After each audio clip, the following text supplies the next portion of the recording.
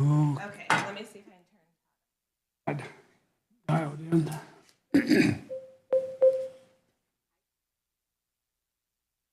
Morning. There you are. Okay, we are all set to go on this last meeting of 2023. So I will call this meeting to order of the DeKalb County Commissioners. Today's date is December 18th, 2023.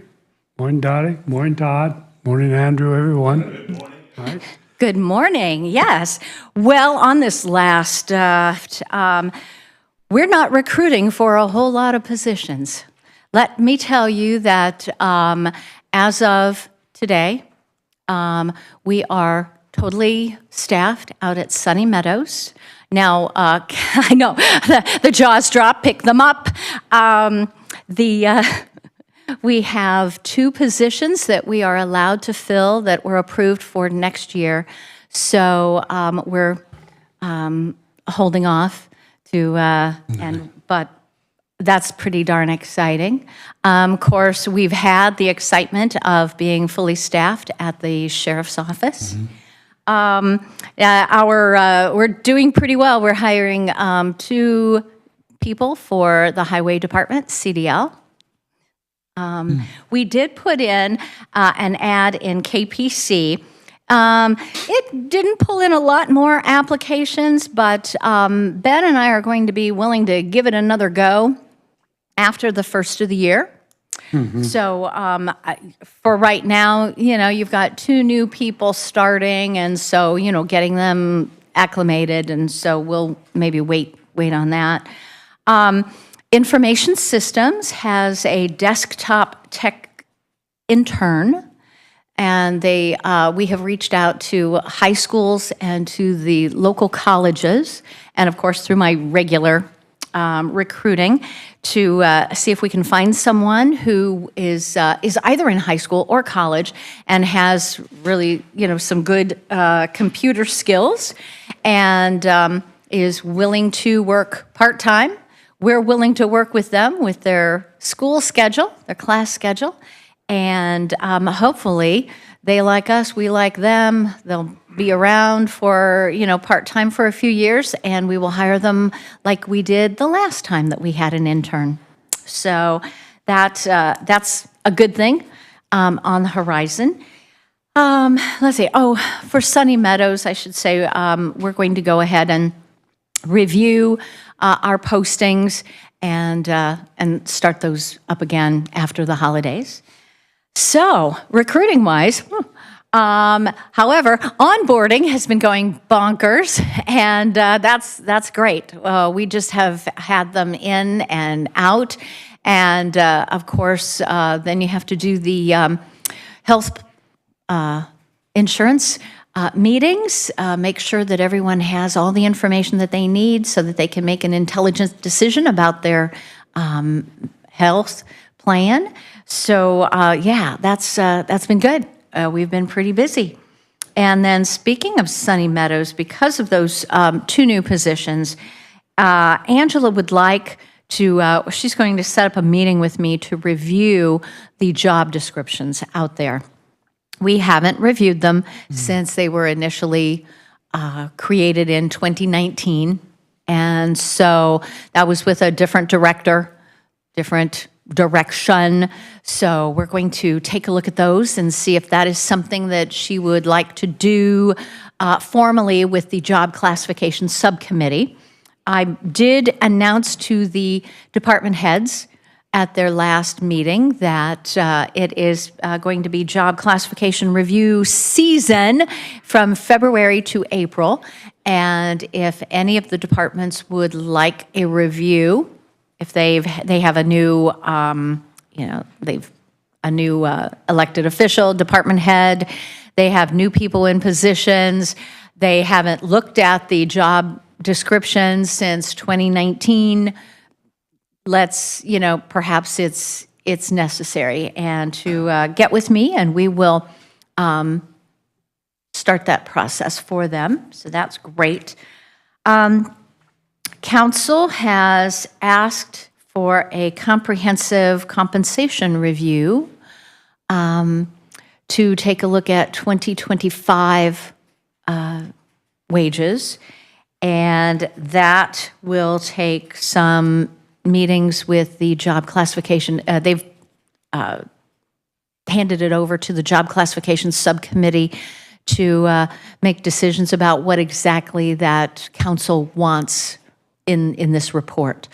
We don't have to really look at job descriptions, but again, taking a look at the market, both locally and where we lose employees, and then also at other counties. But of course, when you're looking at positions, you can't look at them apples to apples because perhaps their job description is different than what that title is.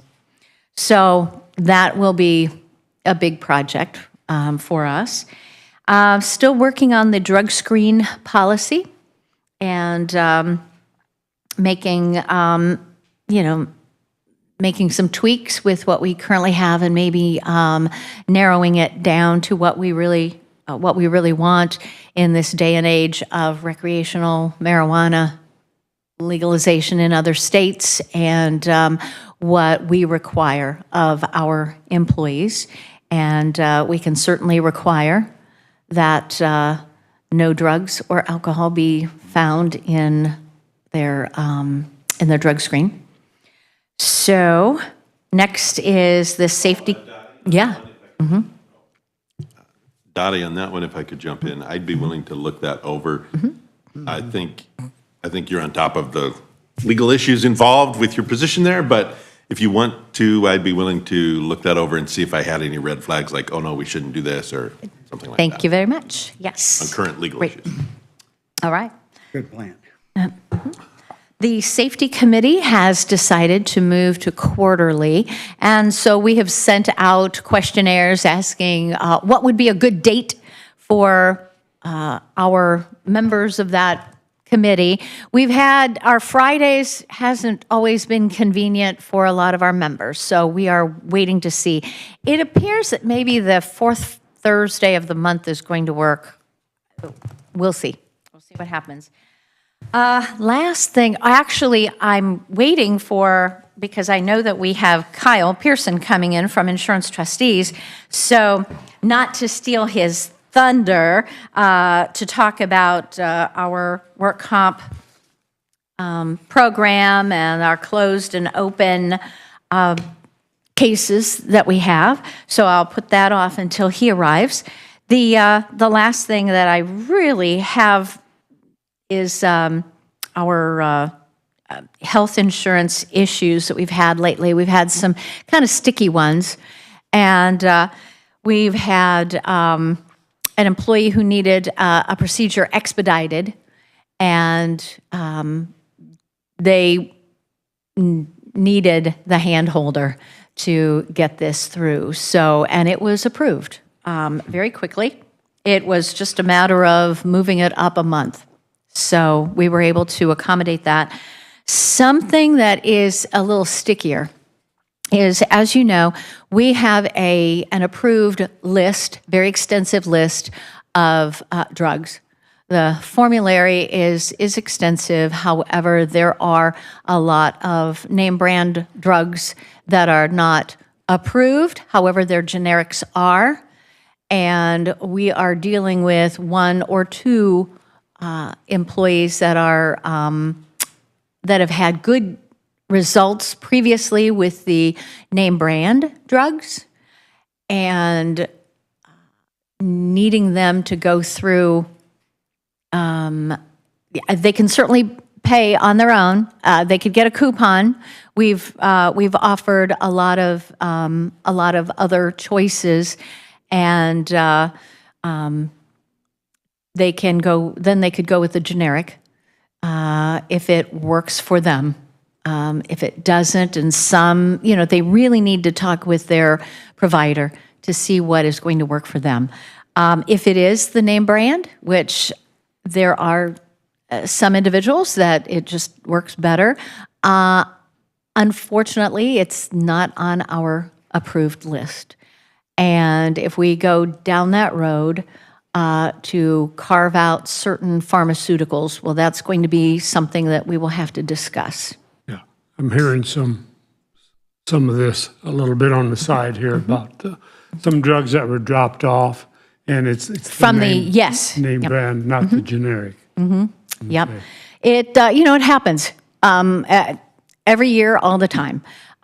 Those, especially those heavy hitters, the ones that you see on TV. Some, yeah. He's got a list of stuff from Humana doing the same thing. Yes, everybody does. Yeah, it's not just United Healthcare. And Anthem had done that in the past. It didn't affect, our employees, or at least I didn't hear about it. But we're having these. And so, yeah, those are some sticky ones. We have a couple procedures that are not on, that are not on the approved list, that instead of a procedure, there are medications that the insurance company's review board is recommending. And so these are all sticky. And, when you're dealing with employees' health, this is a hard one. So we are trying to be as kind and caring and helpful as HR possibly can. However, it's right now in the hands of our provider, United Healthcare and Surest. So I will keep you informed about those things. Yep. Appreciate that. Yeah, and Provide some answers back at some point. yes, and we're staying, of course, in touch with the individuals who are having these issues, so that they feel that they're not just being hung out to dry. Things are happening, just not happening probably as fast, I'm sure, as they would like, and letting them know that we're still working at it. Let's stay on that, because that was also an issue, that they didn't feel like they were being represented. Well, they are. They really are. We take those things very seriously. And some of the issues, like I said, we are not the professionals. We are leaving it to the professionals to deal with. So, yeah. So, yeah, that's basically what I have. Okay. Anyone have anything for Dottie? Todd? Nothing there. Nothing there. Mike? Not a Think thing. Susan? Jim? Or Andrew? That's okay. That's all right. Wow. Jim That's asked. okay. Jim Andrews? Force of habit, right? Yeah. It was. All right. That's all right. That's Long I okay. think that's the first time this year, so that's okay. Hey, that's pretty good. That's not bad at all. It's been almost a year. Yeah, so. but I waited to the last meeting of the year to do it. That's right. That's right. That's funny. Well, we know you're excited about Christmas, so Oh, you yeah, get a just- pass There you on go. that. Just excited about Christmas. Yeah, yes. Yeah. Okay, Well, Dottie. I'll just stick around until Kyle gets here and be Okay. a part of that. That would be great. That'd be great. All right, moving on. Let's jump. What do you think, Susan? Okay, so in your emails, you should have the claims from Leanne. If you want to review those. I have all kinds of miscellaneous things as well, plus minutes and, Let's grab the minutes quick. Maybe you do the claims later in the day. Maybe we'll have some chance to look at those. So let's go with minutes. I'll move to approve the minutes. Second. A motion and a second to approve minutes. Are there any additional comments or corrections? All those in favor signify by saying aye. I got a roll call. Roll call. Oh, that's right. Todd, Mike, Bill. Yes. Yes. Yes. Yeah. Thank you. Yes. There you go. Okay. Now, Susan. Okay, so there's minutes. All right, I have the, Michelle at Community Corrections brought in the 2024 agreement for the use of the Auburn Police Department Firing Range Training Facility agreement that she needs approved and signed for. Okay.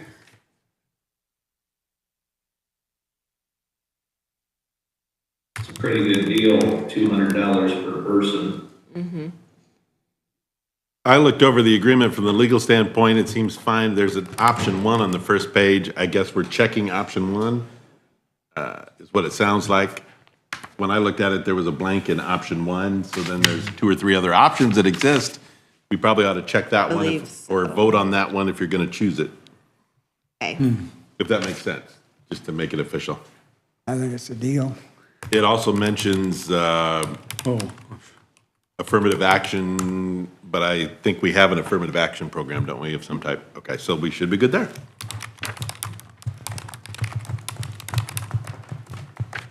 And yes, option one, I just confirmed with Michelle. And that was the only thing I saw on it, so. Okay. Okay. All right. Motion? I will move to approve the firearms agreement with, or the training agreement with Auburn Police Department. A motion and a second on the floor. Or any additional comments? All those in favor signify by saying aye. Wait, Roll call. I know it's going to be a Roll long call. one. Todd, Mike, and Bill. Yes. Yes. Yes. Thank you. I think.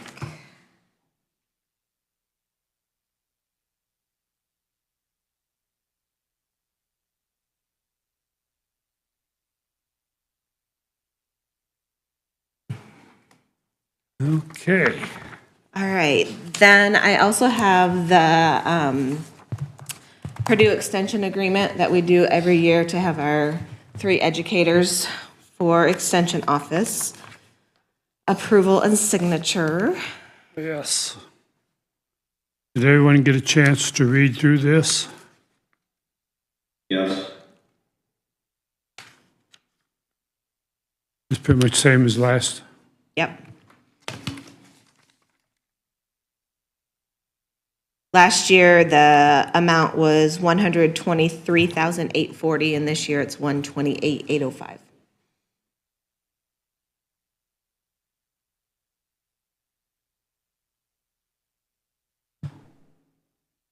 What do we pay that out of? Is that part of our, I think we paid out of county general. Let me look. I would think so, but I'm not sure either. Yeah, I think we do.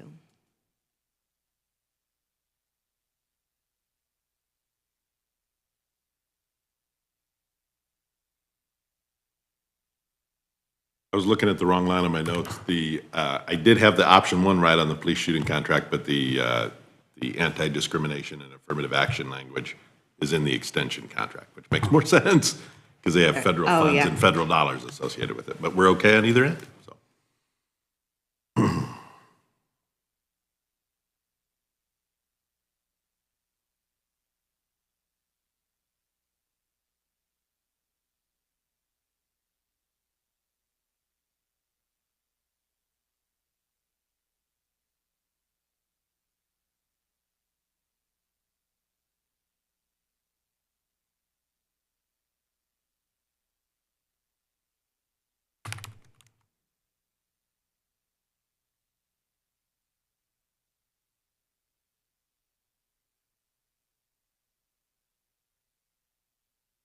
There's about 6 different Purdue vendors in here, so I gotta Oh, is there? find the right one. Got timing on the question, maybe.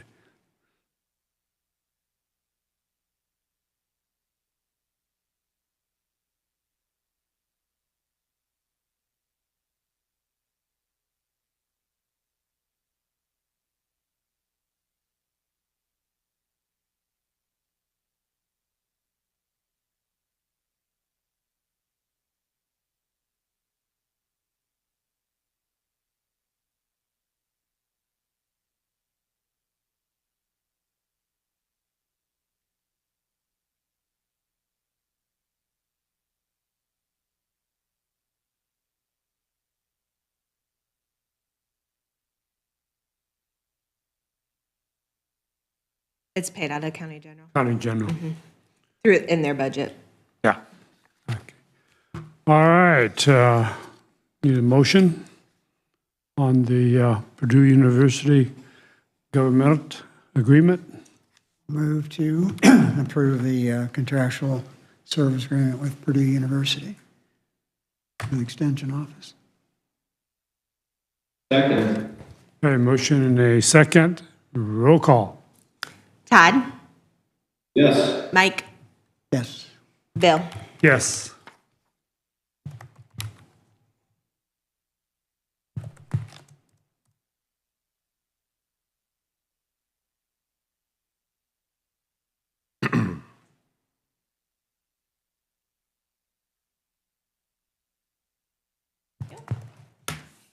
And then we have the sheriff salary contract for '24.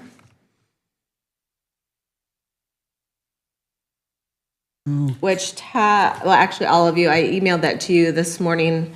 It's by statute, he gets 70% of the full-time prosecutor's salary. So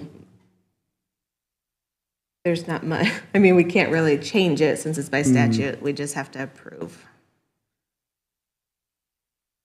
Does this also get approved by the, Council, yeah, Council? and I'll have to take that on in January. I just remembered that we needed it. Calculates to 124,718, right? Yep. Okay, everybody,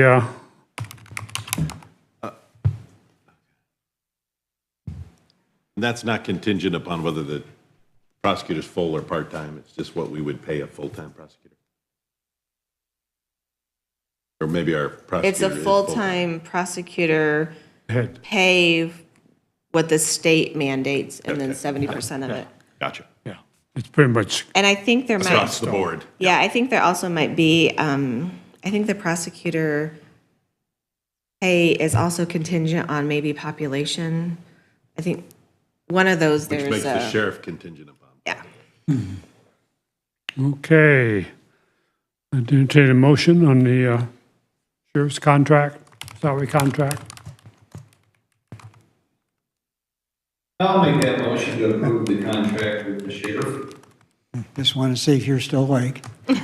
I'll second. Okay, we have a motion and a second on the floor. Any additional comments? If not, then we will go to roll call. Todd? Yes. Mike? Yes. Bill? Yes.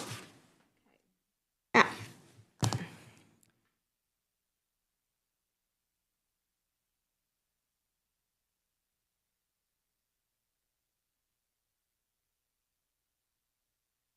The only extra thing I have is then the appointments to do, and I did confirm with Chris Galmer on BZA, Frank Pulver.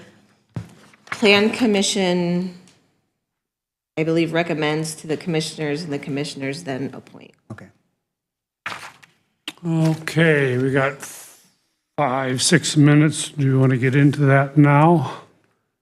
I think, guys, I do have a couple recommended changes that I want to address, so we. That's up to you guys. We can do it later. What do you think, Todd? I like the bio of Dr. Norick for the redevelopment. Yeah, I think he'll do, would be a good, I good think He's can. fairly qualified. Yeah, I think he'd be a great nominee. Okay. I have a gentleman interested in the Plan Commission. Would be replacing Jerry Yoder.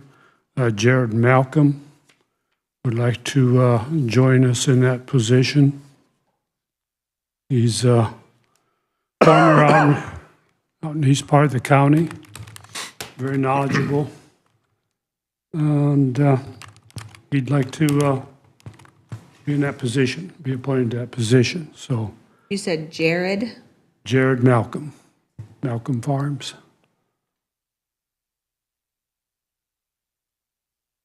So, discussion, And what's that name again, Bill? Jared Malcolm. Malcolm, right, okay. Yeah. What's his, desire, to be on the board? Is it, what's his motivation? He'd just like to become more involved in local politics and a good stepping stone to do that. Jerry, I understand, has been on the board quite some time, maybe some new blood. Never hurts to have new blood in the system, and in my opinion, in a lot of cases. I think this gentleman's had quite a conversation with him, and I think he'd be well qualified to step right in and be very, what I was impressed about him, he asks a lot of questions. He's not afraid to ask questions. He's not pretending to know everything. We had a phone conversation, and I spent a lot of time answering a lot of questions, and that impresses me that somebody, he's, like I say, he doesn't pretend to know it all off the bat. He's ready to ask the right questions and to gather information and make good decisions. So that's my recommendation on the Plan Commission. Do you happen to know if he's a Republican or Democrat? I do not know that for sure. Okay, because I think it has to be a Republican Yes. appointment. I'm pretty sure he is. But yeah, We'd have to check the voting records, yeah. probably. We could always put that one off, because I don't have any information about him or know anything about him at all. Yeah. So it's hard to make an intelligent conversation about it if it. We without can that put it off. information. So maybe we should put that one off until the first meeting in January. Yeah, we can do that. And maybe you could get some biographical information and so forth. Right. Just as a side note, I mean, somebody might want to reach out to Jerry and talk to him about the change too. Well, I think that's appropriate too. I mean, the last Just a time suggestion. we made a plan commission change, it was just kind of a bomb dropped. And, I think that would be appropriate because I know that Jerry has indicated he would like to be reappointed. Yeah. In general, I will. I hate to change people unless there's a good reason, but, I think it's. Yeah. we- And we can get I have some to say, information. this come in late last night, Yeah, that he actually agreed to participate. yeah. And so it wasn't like I'm trying to blindside No, anybody. no. And we can very well go right into first meeting in January Yeah, and do this. Sure. Yeah, if you can share some information. Yeah, you can do that, no problem. The other thing, and that is the commissioner representation on the Plan Commission. I would like to take that position on. And I don't know what that entails process-wise. I think you'd have to have an official appointment, because each year, whoever's on there from the council or commission and that sort of thing, for the BZA and the Plan Commission, I think you have to have a vote and appoint somebody, and whoever it is, that gets reported out to Chris Gallmer. Does so he that, knows does who's that on the occur board. now? Does that occur the first meeting of the year? Well, that's a good question. I don't know that it I don't know. that it necessarily matters when you make the decision about it, but it would be, I thought those would be effective the beginning of the new year. But They would be. It would be. I don't know if the Plan Commission has we might have, say on that or not. we have a meeting, we might have one meeting in the next, is it this week or? Yeah, this Wednesday, I think, is our meeting. Which that wouldn't affect, because it's still this Because you'd year. be doing the appointment as of January Yeah. 1st, It'd be January 2nd is when we would. depending on, what you guys actually decide. Take effect. So anyway, I put my name in the hat, Yeah, fill that position. well, I guess, I understand what the motivation is behind that, and I guess my objection would be, I've got 15 years of experience on various plan commissions, and I think I bring a lot to the table, and, I understand that the difference in opinion on the way we voted on some things, but, I'm getting a little weary of this single issue stuff going on. I bring a lot to the table, and I would certainly like to continue, and I don't know that Chris weighed in on that. I don't remember that from the email, but that's just my opinion. Okay. Todd, comments? It's kind of on your plate at this point. I think we can table that since we're running up against the clock, but my opinion is I'd like to see some here and there, get some fresh people on these various boards. I think a couple terms is enough for anyone in any position. And so I would like to see a little change up here and there as we can do it, especially if the people are motivated. So work hard and look, so I see some benefit in changing things up here and there. Okay. Well, let's table that one also until January 2nd. Okay, I can tell you that I verified with election, Jared Malcolm has never voted in a primary, so we don't have his Oh, party. That may be a disqualifier. hey, Check on that. considering what happened with Mr. Rust, that was thrown out by the courts. With I don't who? know. The gentleman that was running for Senate, Oh, and he had not voted in the primary, voted in maybe one primary, required You had to vote for in two had primaries. two, in the and election that or has something. been thrown out. So it's, That's for elected positions, so we're talking about appointing someone to a board. true, it's true.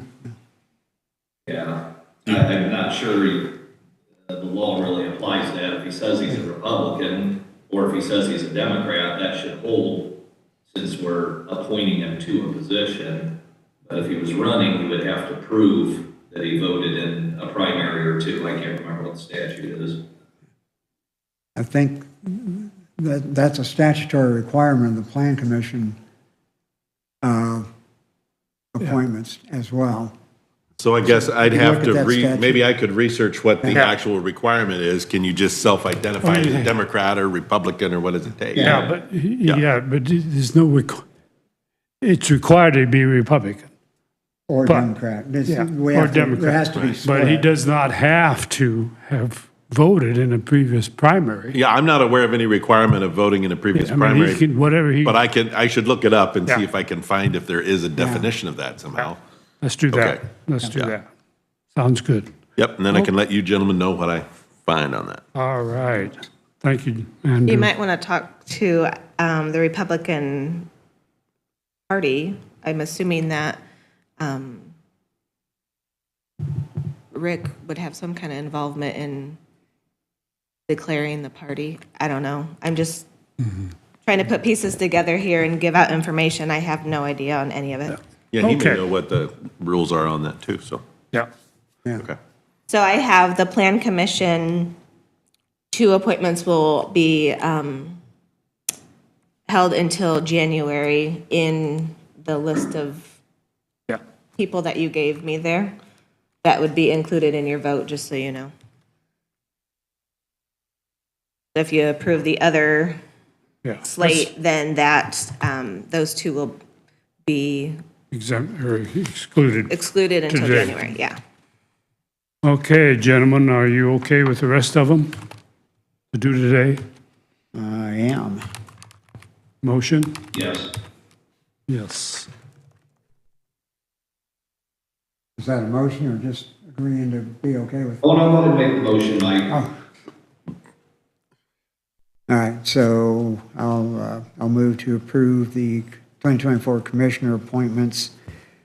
Terry Rail to the ATC, Jim Miller Drainage Board, John Cruz, Airport Authority, Chris Lamb to the Auburn ETJ, Daniel Pugh to the Butler Library Board, Mary Deal and Larry Williams to the BZA, Rod Knox to the Council on Aging, Barb Morrow and Pete Kemp to the Eckert Public Library Board, Dr. Mark Souter as the Health Officer.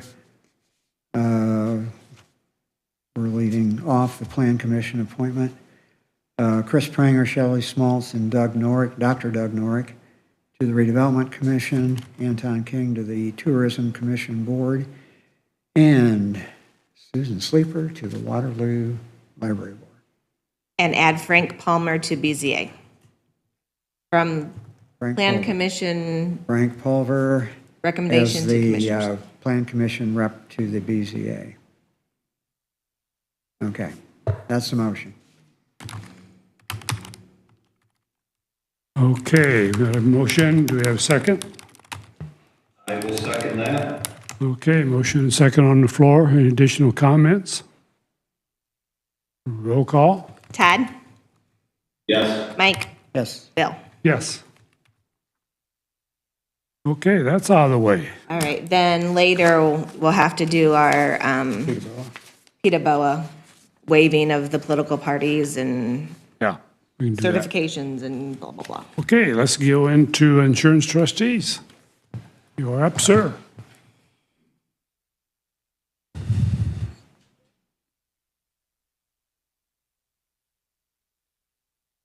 Why don't you come over and have a seat? And, Woohoo, sure. oh.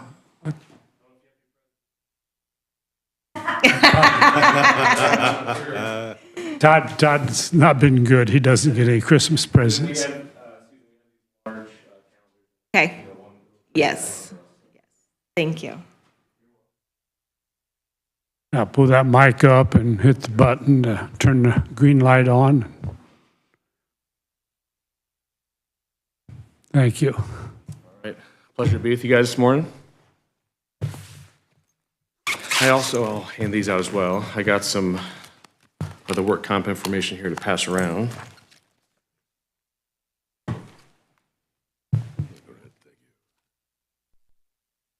Thank you.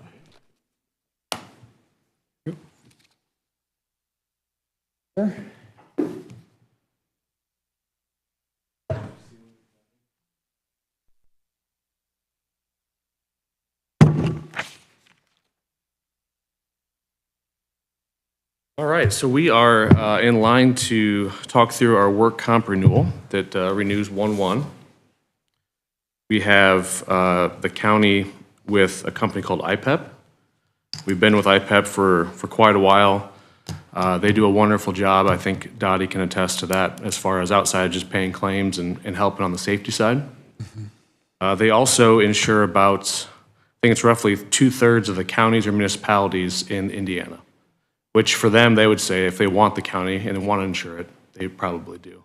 Because there's some troubled counties that they just don't want to insure at that point. So they've been a great partner for us. They bring a lot of stability and then a lot of value add as far as the safety side. It's been really helpful for us. You know, I think coming out of COVID, we had kind of disbanded some of those safety meetings, and we had a couple of really tough loss years back to back that we're still paying the price for, which we'll get into here in just a little bit. But our last 2 years of losses have been really, really solid. You know, we've had some losses, but it haven't been as bad as the prior 2 years, so we're trending in the right direction. We got some light at the end of the tunnel, if you will. And I would credit a lot of that just to the spotlight that we've shown on the safety, talking about it, and then a lot of the work that Dottie and her team have done. Been grateful to help her on that, as far as just getting the heads of departments together, figuring out what's important to them and what makes them safe, and then trying to see how we can help them. So that's kind of that's IPEP and kind of what we've been doing. If you go into that first page, if you're not already there, these are the class codes that we have on the policy, and it's all the generic municipality type class codes. You'll see there in the 23 to 24 estimated payroll, and then that should say 24 to 25. That's the next year on the right. Our payroll's up about 9% across the board. That looked like a standardized number that we use for each line there. We also had a small increase in our experience mod. We're at a 1.24 for 2023, and now we're at a 1.28, so it went up about 4 points. And I know we've talked about the experience mod in the past, but a quick refresher, it doesn't include the current year's claims, but it's the 3 prior years' claims go into that calculation. So you have your dollars paid in, your dollars paid out for claims. You can get down, we have some clients we've seen down to like a 0.65 experience mod. So if a 1.0 is industry average is what they would call for that calculation, there's some entities we know that are getting 35% credit on their work comp right off the bat just for not having claims. And then we've seen entities up at 2.5 where they're paying 150% extra for their work comp because their claims dictate it. And it's just a calculation that's done by the state out of our control. So currently the county's at a 1.28. So we're paying about 28% extra currently just based off of our claims experience in that calculation. IPEP doesn't control that. Insurance trustees doesn't control that. It's just done by the State Work Comp Bureau. Now, one thing that IPEP's been a really good partner in is they can apply credits to an account. And generally, you'd imagine if they're paying out a lot of claims and the experience mod's high, what's their motivation to apply a bunch of credit when, maybe we haven't had a good loss ratio for them or performed well. But they actually increased the credit this year. We had a 30% credit last year, and they increased it another 2% this year to help offset that experience mod. So they believe in what we're doing. The main reason why I think they're been such a good partner in that front is because they know all the safety committee stuff that we're doing, and they know that we're trying to do all the right things. They've had representatives come, Dottie, maybe a couple times to safety meetings, at least? Yeah, so they've been a good partner there. So when we look at the file with the underwriter and talk through claims and kind of where we're heading, they can see all the notes from their loss control reps that come and help. And so that puts us in a more defensible spot to say, hey, they're trying to do it, let's drive down the premium as best we can. So that's kind of behind the scenes how the experience mod works and how we negotiate in the back end with the carrier to make sure we're getting the best price available. If you go to the next page, you'll see our losses here in a couple different ways. The first, on that left side, the larger spreadsheet is that was 2023's losses. So we had 68,000 losses, which sounds like a lot, but it was only about a 36% loss ratio for the year. So we know we're gonna have some claims. Just by nature of what they do, that top line there, the policemen and drivers, that always, that's generally the largest culprit unless we have a slip and fall somewhere. So they drove most of the claims just like they do in every county. That's just kind of how this works. But overall, we had 31 claims this year, which is up a little bit. That can be a little bit misleading, and I'll tell you why. In the past, if it was a small claim, whether it was turned in or not could kind of be a yes or no situation. Dottie and her team have done a really nice job of putting in a really good procedure. So when someone's injured, all the documentation's done, the information gets to the work comp carrier, so we open a claim. But if there's no claim to be had and it's a $0 claim, it just gets washed out and it doesn't go against your experience mod. But we're proactive in making sure that if there is something that needs to be paid out, we're mitigating the risk and getting them, the attention they need, for lack of better words. So that's been a huge bonus. So although our claims are up, I think that's a little misleading. I think we're just having better attention to detail internally on what we're doing. And that's extremely important from the work comp perspective. I used to do work comp cases. Yeah. And employers weren't always very good. Kyle can Oh, man. attest to that, at doing that. So it's very important for the employees too, to protect their rights to ever get paid on a claim. Because if it's not reported up front, it's considered kind of a suspect claim by insurance companies sometimes. So that's excellent for the county and for Yeah. the employees. Yeah, there's always coverage, even if it's at way late. But the carriers, like you said, we talked to the carrier about doing loss control and doing all the right things to get the best pricing. They're going to look and say, how come there's been 4 claims this year that were late reported? What could that do? So it's all just goes into the negotiation and kind of the viewpoint for the county. So it's really important stuff. If you look over to the right, that smaller table, these are the last 5 years. So over the last 5 years for the county, we've had a 79% loss ratio, which is pretty high. One of them was driven by one large year. But insurance carriers generally like to see a 45 to 50% loss ratio is kind of their sweet spot to be profitable because they have all of their other expenses that come with running a company as well. But if you look, we had a 14% loss ratio year in 1920 that came off the calculation, because it's always the 3 prior years, not including the current, and a 32% loss ratio year come on. So pretty close to each other, so that's why we saw that 1.24 to 1.28 increase. Although small, it's because 1 year dropped off, 1 year came on. If you fast forward a year from now when we're sitting in the same seat, we're gonna have a huge year of 278,000 fall off that calculation at 203%, and then a really strong year come on. So, I don't have that new number that we're gonna have next year, but my guess would be back around that 1.0 would be a pretty fair assessment. So next year, we're gonna see about a 25, 30% decrease on work comp just by the way of the calculation. So we're still paying for 20 to 21, but it's next year's the year it finally is gonna fall off for us. Goes the other way. So when we talk, yeah, that's the light at the end of the tunnel we were talking about. So that's kind of how the claims have, our past history with the 5 years. One other thing to note and why it's important that we've had such good internal processes on the claims. If someone gets injured, and let's say it's a strained back that can be tough to diagnose, right? Soft tissues or soft muscle can be tough to diagnose. If they get back to work within 7 days, it's just considered what's called a medical claim, and only 30% of that claim goes towards your experience mod. So you get a huge credit just by nature of getting people back to work. And the reason they want to do that is they don't want people sitting at home collecting paychecks by nature, right? And once they do get home and they get comfortable, what's their motivation to get back to work? Especially if the doctor's not pushing them to get back to work. You keep milking it. Exactly. But if they are off more than 7 days, and it's called what's called an indemnity claim, where they're getting their medical bills paid plus time off, which they get 66 2/3% of their paycheck at that point, then 100% of that claim goes towards your experience mod. So when we have those bigger claims, you can only get people back to work sometimes, right? That's If right. they're laid up in a hospital bed, they can't work. That is what it is. But if there's those kind of middle tier ones where someone's really maybe trying to milk it or maybe game the system a little bit, and there isn't a department head that's keeping track of it and making sure they're getting back, that can really swing that experience mod. So I know that Dottie and her team and the department heads are on board moving forward to make sure we're trying to get the benefit of the doubt in all those situations. And employers, and I don't necessarily agree with the extreme, the way you can push that to the extreme, which is have people just sit in a chair all day and it lowers your experience Count model. samples, yeah.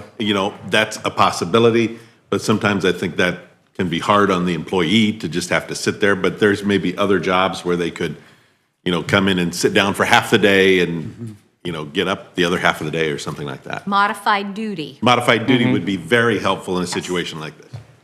Yeah, if you can get them plugged into their same group that they're with, that same department doing something, normally they want to get back to what they're doing if it's kind of a boring, modified job. And then that also motivates them to get back to normal and help the county do whatever they're supposed to do. So it's kind of a win-win there. Yep. So that's kind of a claims snapshot. We're heading in the right direction, really pleased with where we're going. And then obviously the work that Dottie's done to help with that. It's been great the last 2 years. That next page is our renewal pricing. We did, as we always do, went to market. There's not a lot of insurance carriers. There's really only 2 currently that want to insure counties in the state of Indiana. One's IPEP, which we know about, who we've been with, and the other's called Bitco. They've only been in this space maybe 3 or 4 years. So we don't have a single policy placed with them, but we at least wanted to get a competitive option to kind of see how things would look. They were through the roof as far as pricing. And last year, I don't know if we did the same thing. We had them come in and do an option. They wouldn't even extend a quote last year. And that was because the prior 2 years had been tough loss years. Now we've got a second good year. They offered a quote, it just wasn't competitive. So, all things considered, I think we're in the best home we can with IPEP as far as the price, not only the pricing, but then everything that comes with the next couple of pages we'll talk about as far as their loss control. But I think next year we're going to see even better. We're going to see a good shift downward on the pricing, which would be encouraging. Okay. Any questions on any of that stuff as far as the calculations or kind of how it all works behind the scenes? Have a better understanding than when Okay. I sit down. So Okay. thank you. Good, you're welcome. So that's the pricing, how it works, the claims in, claims out. The next 4 pages is just, more the IPEP informational type stuff. They offer a lot of services, and they've increased their loss control department. A lot of companies shrank during COVID because they couldn't get people out in the field, so they just naturally shrank those positions. IPEP's reinvested in that. They have 4 different loss control people that are out and about.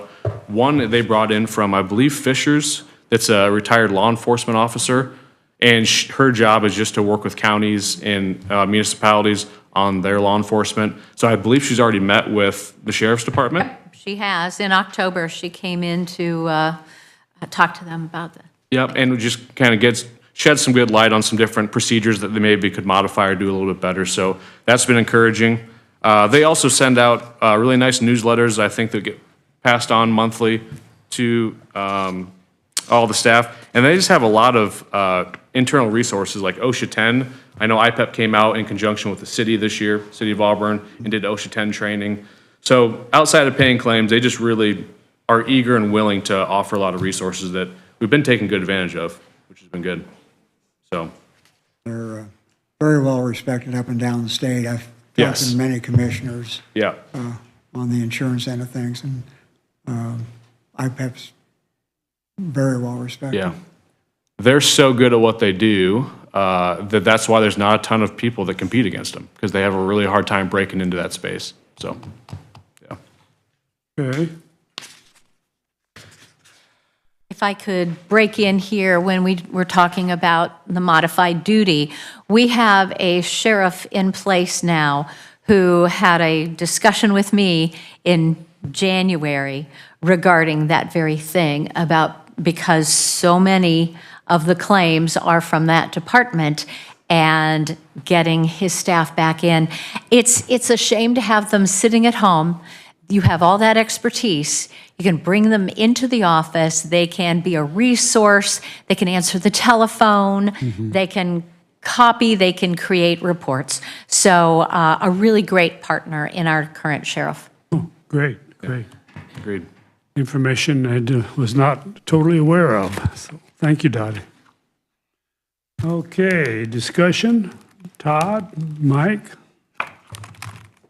jump right in here.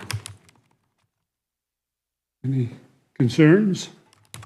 Not on this one. How about you, Todd? I don't really have any concerns. I assume our best options through IPEP for the 204,000, is that what we're Yes. leading to?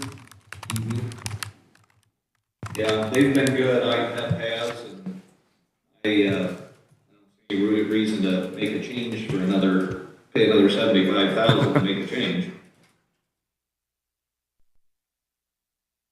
Was that the 204, is that the 186 for next year? 204. 204 is the 186 current was year. this year. The 186 was last year, and it was essentially flat. It's just we had a 9% increase in payroll, which Yeah. then drove up the price a little bit. Okay. All right, if there's no other comments, I will entertain a motion. I will move that we renew our workers' comp coverage with IPEP through insurance trustees. Have a second? A motion and second on the floor. Comments? All those in favor signify with no. Roll call. Aha. Yes. Yes. Yes. Thank you, sir. Okay, thank you. You bet. Another year. Okay, sounds good. Okay. Appreciate the opportunity and look forward to working with you guys, as always. One other item, Dottie, did you want to talk about the gym? Sure. Yeah. We had, about a month ago, walked through the gym we have on site here. What building's that in, Dottie? Get turned around. Bill's giving us a funny look. Yeah. In the development services area of the 9th Street Annex, there is a room set aside with some exercise equipment that seems to be exclusively used by law enforcement. Right. And so there was a concern brought up at our safety committee meeting regarding the just how it is set up, the facilities, the building, the room, just people making comments about the unsafe conditions. So after that meeting, Kyle graciously came over to take a look at what we were talking about. And so, Kyle, I'll let you take it from here. Yeah, so we took a look at it. It is, arguably not in the best condition currently. I would say for what they're doing in there with lifting weights and doing physical activities, I think there's a hole in the floor in one location. That's possible. Yeah, and then the floor just feels unstable or a little wonky in areas. So I think just slips and falls, and when people do that, broken arms and things of that nature, for the work comp claim would be a definite concern. I think the gym equipment itself, I'm not a gym expert. I don't work out a ton, but I'm not sure if the gym equipment itself is safe or where it came from or how it made itself in the building, as far as someone brought it in from their garage or whatever it is, which could be a concern. And I think another concern we had was there was third-party use, I believe maybe by some state troopers or some others, police officers that aren't from the sheriff's department that'll come in and use it. And obviously, if it's maybe not safe for our own sheriff's department, do we want third parties coming in and having that slip and fall claim or whatever it is? So I think those were, valid concerns that were brought to the safety committee. I'm not sure what the answers are, but I know that from my perspective, Dottie asked me what I thought from the insurance side, and I definitely saw that short list of items that could, present itself a claim very easily, for what it's worth. So We have individuals who are using it off of, say, regular office hours. And it's possible that they are using it by themselves. And I always take a look at what would happen if. And so, Are they free weights, or are they like a Nautilus machine where it's connected to a variety and treadmill. Several different. Yeah. Yeah. Because certain types of heavy free weights, you're supposed to have a spotter, aren't you, for safety purposes? Yeah, if it's, yeah. My concern is when you're talking about the building, I know that building's pretty old. Is the floor strong enough for heavy, it'd be something to make sure that's done, or to even just fix the flooring might make a safety issue from a legal standpoint. Of course, there's plans, or hopefully plans, to replace that building at some point in the future. I do have a thought, and that is we have a exercise, anytime exercise, a facility just opened in West Edge Mall. Planet Fitness on the opposite side of Anytime Fitness behind Dairy Queen. Would it make more sense to do membership out there for the police department? Something to check into, maybe? I would be happy to give Planet Fitness, well, we currently offer the YMCA reduced memberships Right. for all of our employees. And some of our law enforcement employees avail themselves of that. I don't know if there are any but I do see vehicles at Anytime Fitness, mainly because we have a 24/7 department. And those individuals who are, they're sleeping and things different times. And so Planet Fitness is a 24-hour facility, and they actually have attendants who are there 24/7, unlike Anytime Fitness, which is kind of They have you some pretty take your key. attractive introductory membership rates, too. It's $10 a month for a single person, yes. Oh, let's So- check into that, Maybe they if you would would. give us Appreciate some, that. yeah. Sure That thing. would be maybe a better option than trying to fix up what we have and buy new equipment. Definitely. It's none of that is cheap nowadays, and Especially if you have to replace the equipment. If it's not, up to par, yeah, then yeah. you're really talking some I think that dollars. might be a good option. That would work probably on your side as far as Yeah, insurance. I think we could Make- help prevent some problems for sure. Yeah, okay, okay. Anything else? Any, Hey, real quick, that Planet Fitness is incredible for $10. You get all the machines, all the free weights. You know, for a single person, like Dottie said too, in the 24/7 departments, it's awful nice. Just something to consider. yeah. Okay. That is the plan. Okay. Thanks again, everybody. Good to see everybody. Merry Christmas to you. Merry Thank Christmas, you. Kyle. Thank you. Let us know we can help. Christmas. Okay. We got a half hour to pledge. What do we got, Susan?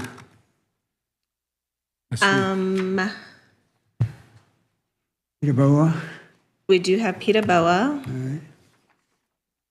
And then if you can look at the claims so that we can have her process those.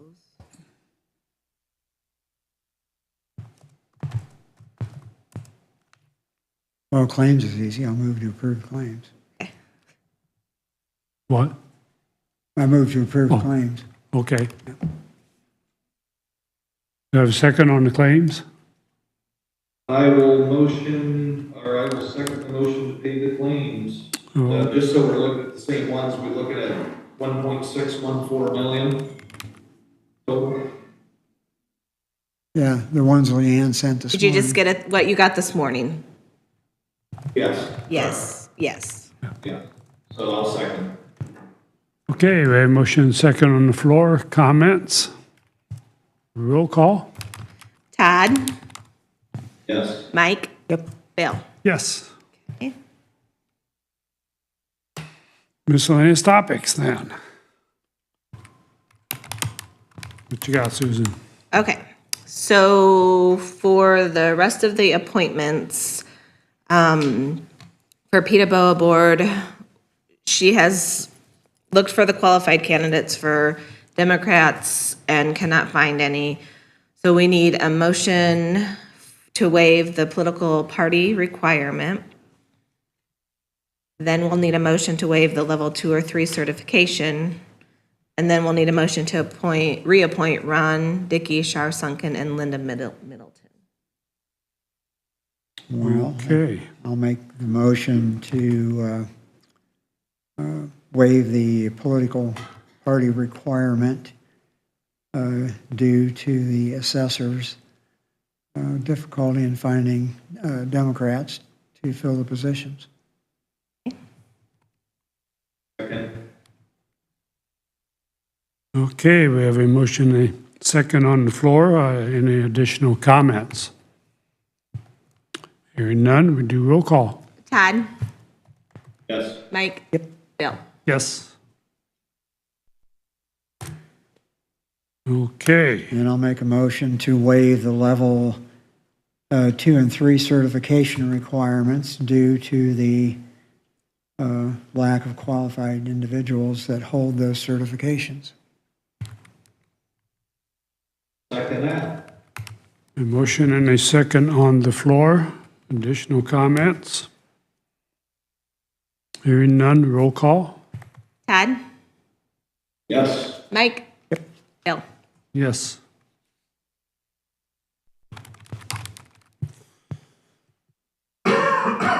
Well, I guess I'll just go ahead and make a motion Okay.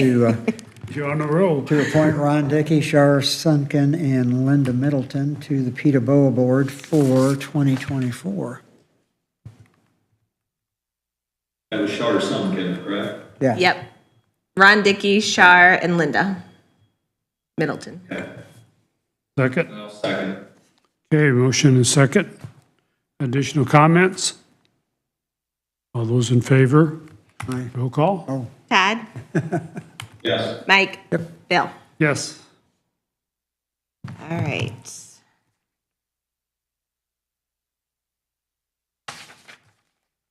What's I that? have a few things. These are the library board appointment certificates that I'll need you to sign from earlier. Okay.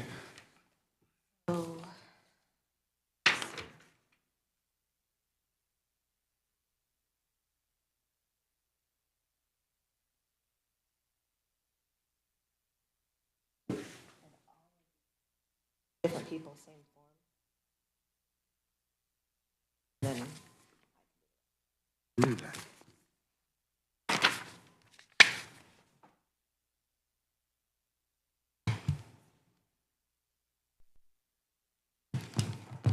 is it warm down there, Todd? No, it's cold and windy. Is it? Had some nasty weather over the weekend. Not as cold as there, though, I'm sure. Yeah. It's sunny right now.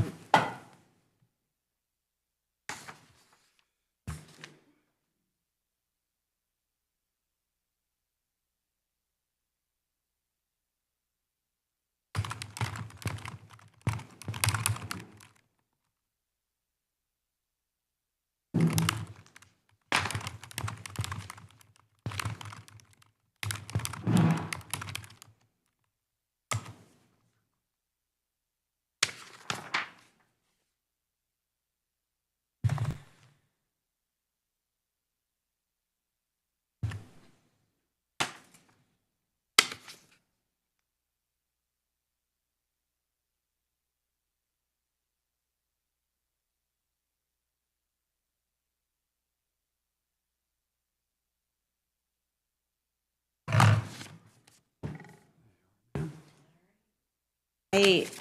I'm done. I don't have any other miscellaneous. Are you done? I am. Okay. Mike, you got any miscellaneous? I don't. Todd, any miscellaneous? Nothing here. Andrew? Well, I had notified you of the issue that came up, I think, with Sunny Meadows and Social Security. I put a call into Social Security to the person. I've not received a call back yet.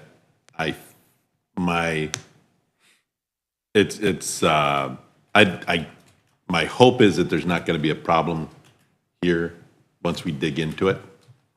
That's my initial thought on it, but until I dig into it and find out for sure why they're saying what they told her, I won't know that for sure. But my inclination is that we should be okay. It's just But really, it's very disturbing, after all these years of, yeah, why there would be an issue. yeah, why it's an issue all of a sudden now. Okay, we might need to talk. Okay, And without doing too much publicly that can't be yet. sure. We Maybe might- I can just talk to you after that, Yeah. when we're off the Yeah, record. that's what I Yeah. meant. Okay. Anything else?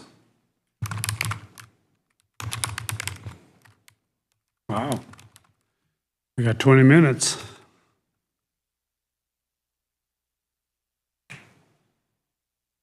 You guys can split your certificates. We can do. How many of these certificates do you want Todd to hand out? When you coming back? I'll take them all, just give them all to me, that's fine. You have pile of every day of the year. Yeah, for the rest Yeah. of my life, yeah. When are you headed back? Next year? Thursday, When? Thursday? Thursday. You want to do some of these Yeah, I can help out. gift certificates? Okay. You might Do want, some for me. you might want to do them as sooner than later because a lot of people will be taking off vacations I figured I'd do it Friday. between now and, yeah. Well, Friday, Right? we're not open Friday. We're off Oh, Friday we're and not? Monday. What about Monday, not open Monday? We're off Monday.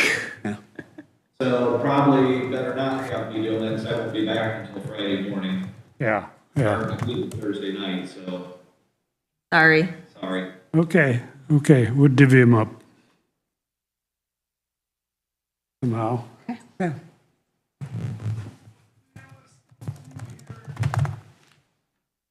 You want to do an early break and Yeah, you guys can do we might as something? well take the break. Okay.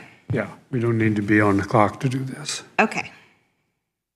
Do we break it? Yes, Bacon. till after pledge. You're doing the pledge. You're doing the pledge, Todd. Oh, yeah, pledge, yeah, so about 10:50, okay, got it. All right, Catch you in a little bit. okay.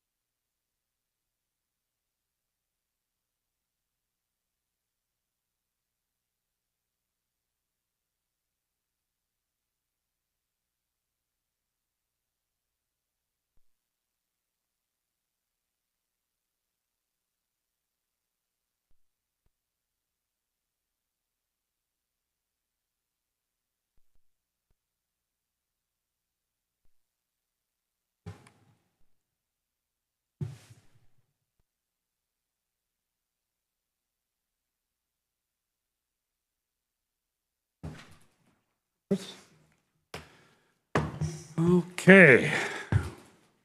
We are back. We will get back to business. Mr. Parker, what you got for us today, Ben? Good morning. Well, we have bid opening today. It's at 10:30 for our annual highway bids. Before we got a little bit of time at 10:30, I got a few other things to go over with you guys. Excuse me, I'm getting over my cold, so I've been coughing a little bit off and on. I got an advertisement for bid for the 2024 road resurfacing projects for the CCMG. I got that set to go out to bid starting this Friday. Advertisement dates December 22nd and the 29th. Bids due in here by January 8th, 2024 at 10 a.m. And the bids will be open at approximately 10:30 a.m. on January 8th.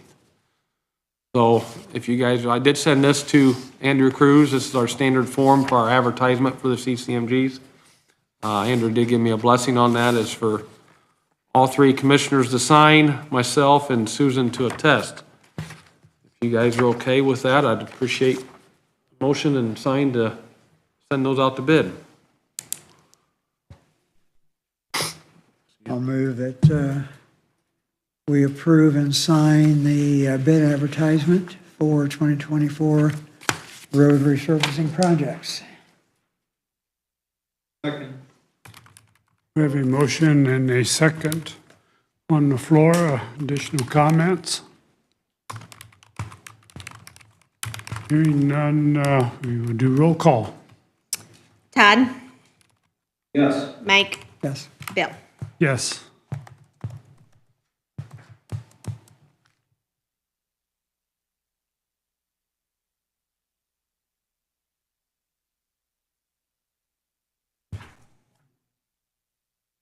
Excuse me.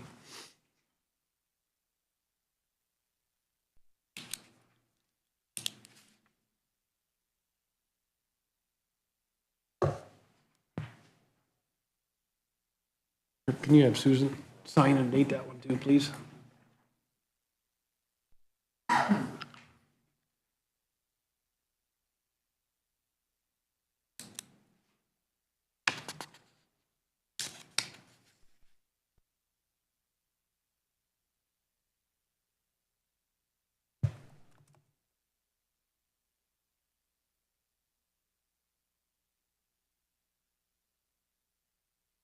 Bill? Let's go with that.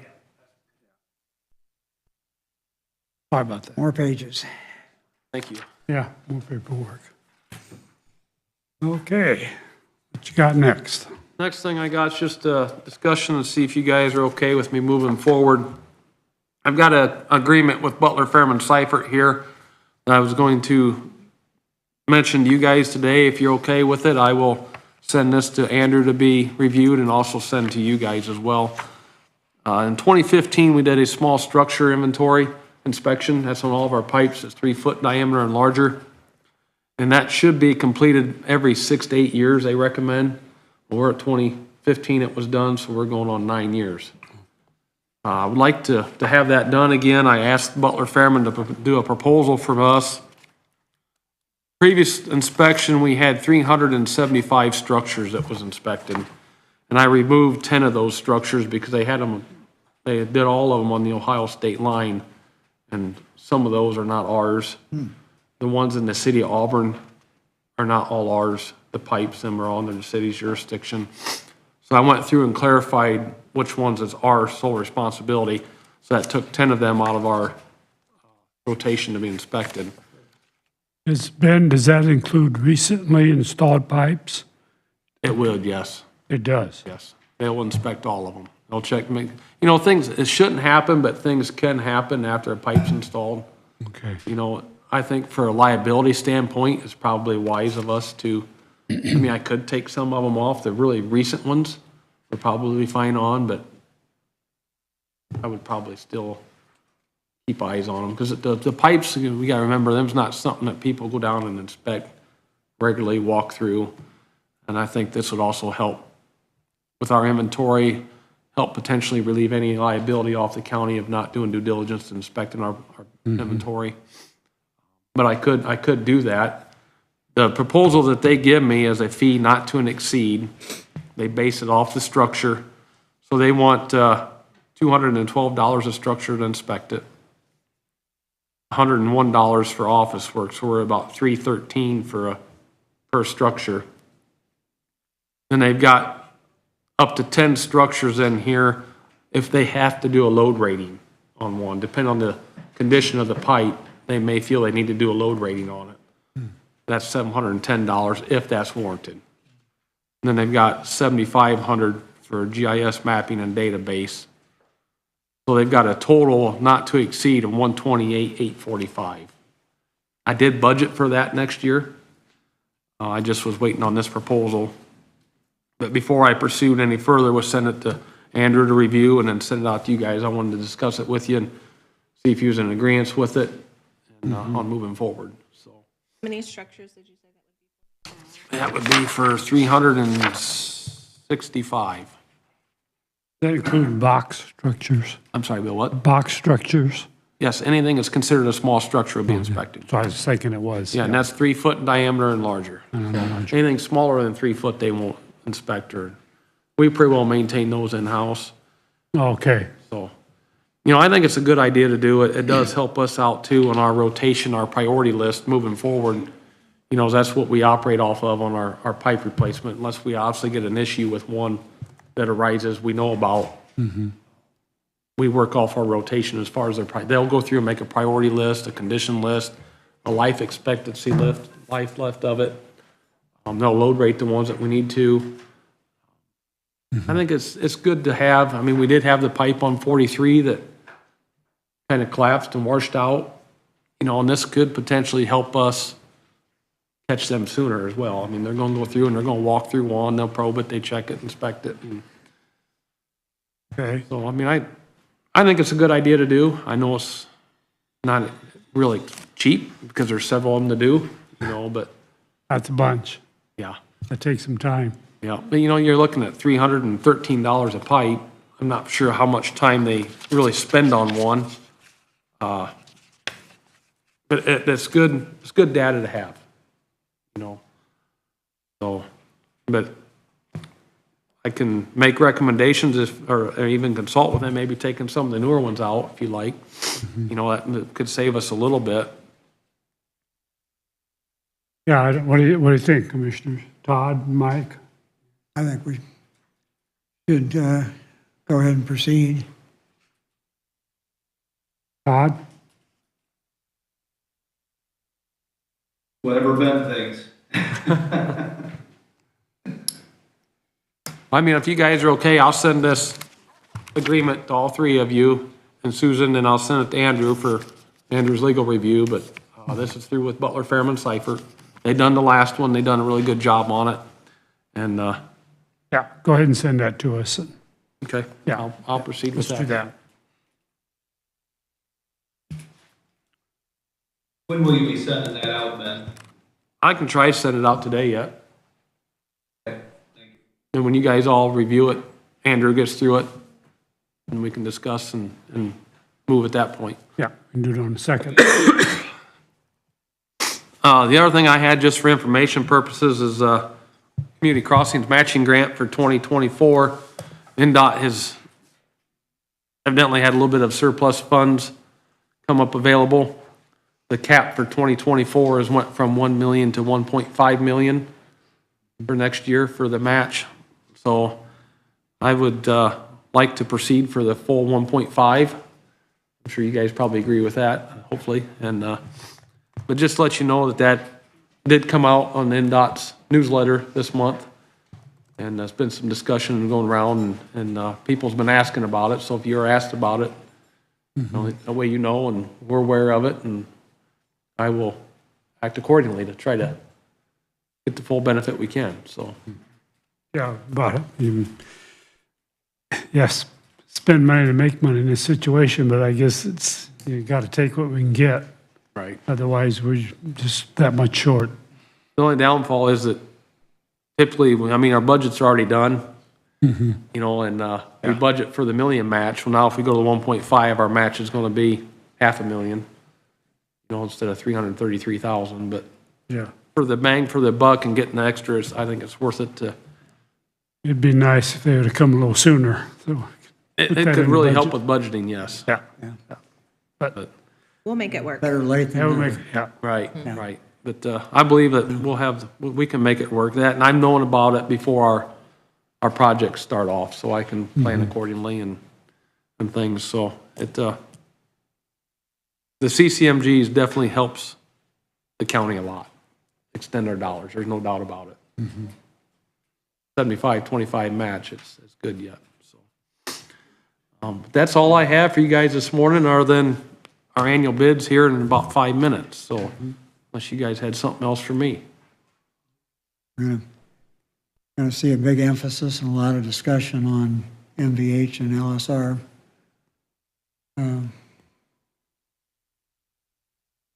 Next year, I've heard that's at the session. potentially I don't know, coming. hopefully some action, but at least a lot of discussion. That will be good. I heard potential bill trying to change the 50% rule, which would be great. And additional funding, Yeah. I've heard, so both of those sound good, so, We're hopeful. right. Well, let me know if Going there's to be banging something. hard on it. Well, I think I will probably take you down to testify at a committee hearing, at least, if nothing else. Give me a little heads up so I can prepare a little bit, but, No, it's going to be spur of the moment. That'd be all right. I can I'll be do there that in too. 5 minutes. yeah, I'll do her. No. It would be something that, but, I think it's important that they hear from people on, boots on the ground Right, that have to get this stuff done, so. I agree. Okay. Todd, you got anything for miscellaneous for Ben? No, I do not. Andrew? No, I don't have anything else. Susan? Nada. Okay. It's just bid time almost. Yep, three more minutes. Ah, I did not check in there after 10. Did you verify there's nothing else come in? I'm sure they brought it in It here. would have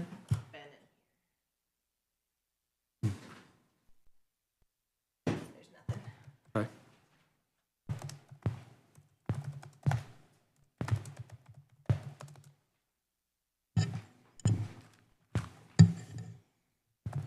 any report on the highway build that you'd like to share with us? There's not much to report. I'm aware of, I was out there Saturday, Mopper come out and was foaming the exterior building that we was insulating. They got the sealant sprayed. And on the wood structure pole building, they've got the ends up and then the west walls, the posts are set. Of course, nobody was out there Saturday, but it's been a little bit of a skeleton crew out there the last week. I've been out there when I popped in and out. They haven't, they're progressing, but not as fast as they have been in the past, so. I want to touch base with them a little bit this week on that, just see, maybe the holidays, the end of the year, people using vacation thing, I'm not sure, but I want to just touch base, Yeah. see. I was out last Thursday and observed the same thing. There was only about 4 people out there working, and so I think we need to get the cattle prod out and get that moving a little faster, especially after the first year after the holidays. They need to be back in there getting that done. We want to get moved in there before the spring and summer projects, highway projects Right. begin. So it looks, March would be a good time to, at the latest, to get started moving. And hopefully before that, the weather is good. And remember, this Thursday, we got a meeting. Yeah, gonna meet this Thursday, 11. Thursday, so Ben and I's gonna get after them and make sure that they're serious come the first of the year to get back in there and get this thing wrapped up. They're behind schedule as is, so we'll go for it, see how we come out. Sounds good.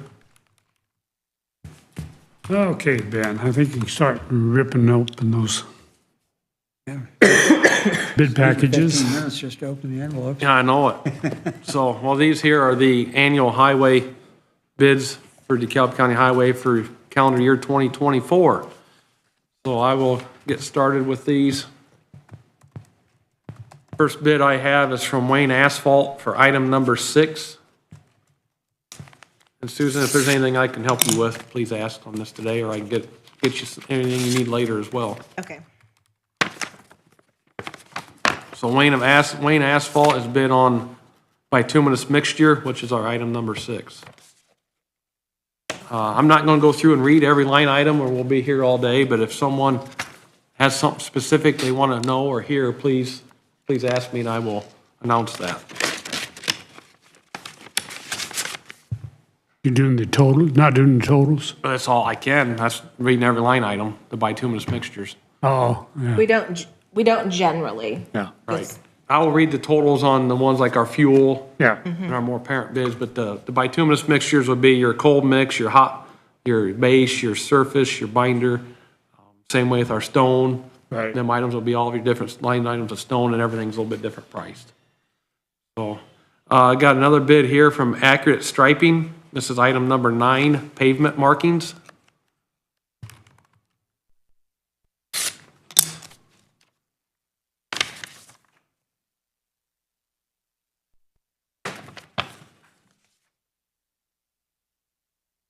So, yeah.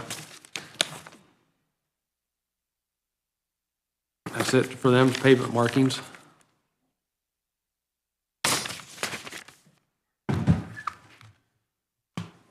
Got one from CM Fritch Enterprise, item number 3.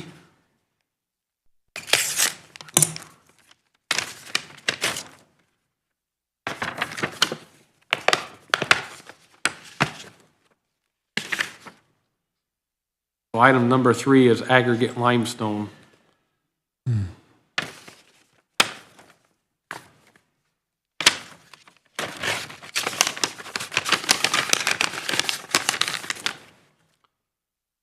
Have another one from CM Fritch Enterprise, item number 8.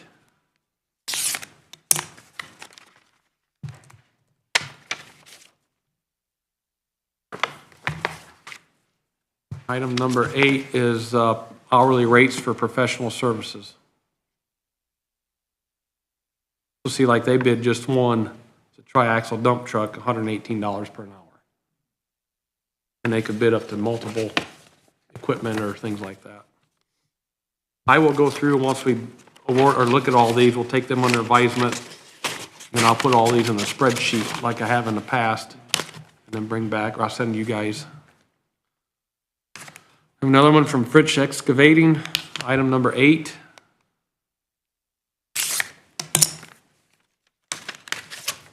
So they're different than the CM Fritch? No, it's the same. So there's 2 for number 8? Yep, so see, he wrote, that one he did a dump truck, and this one he done his equipment on. So he could have done them all on one, but he done them on 2. So it's the same, it'd be hourly rates, professional services.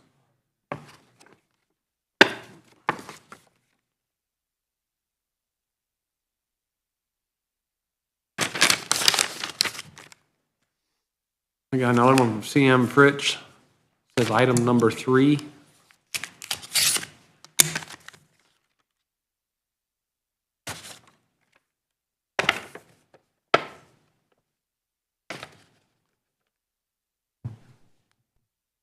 And that is aggregate limestone. So is what they did, the other item number 3, I could clarify that for you. We asked for 2 bids to this location delivered and a new highway location delivered. Right. I just seen that on here. Different trucking rate. Yep. So that has changed, that changes our delivery rates.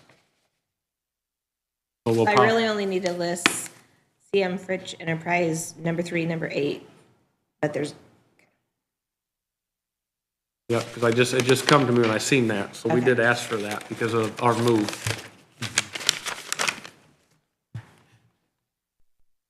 I have one here from Asphalt Materials, item number 5.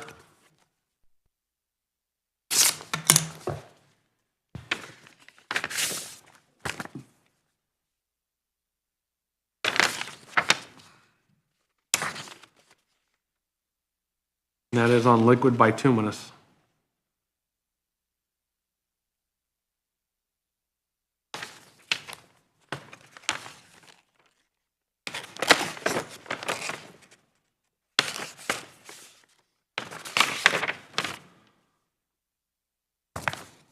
Have a bid for Great Lakes chloride, item number 7, which is calcium chloride.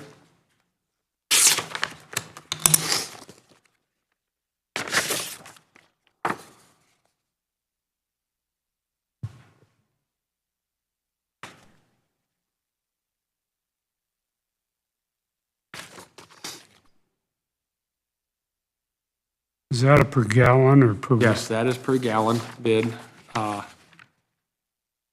$1.29 per gallon for 38%, and then 42% was not bid this year.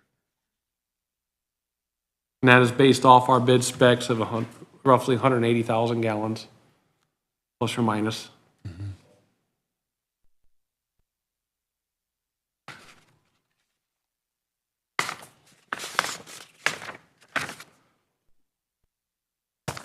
Have another one from Pearston Trucking, item number 5, liquid bituminous.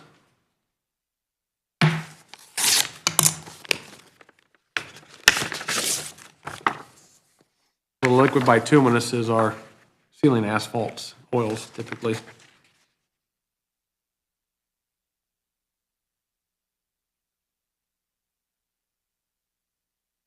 Like this year, they're showing our sealing asphalt at $3.24 per gallon.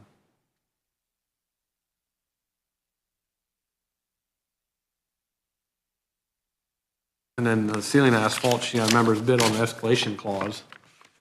So a lot of times before we start sealing, we'll get an updated cost. It either goes up or down. Most generally, it goes down some. Another bid for item number 1, treated timber.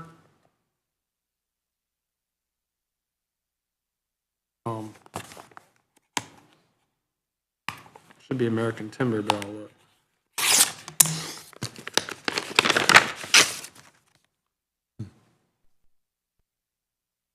I can tell you what, Christmas present. it is. I go down to another one and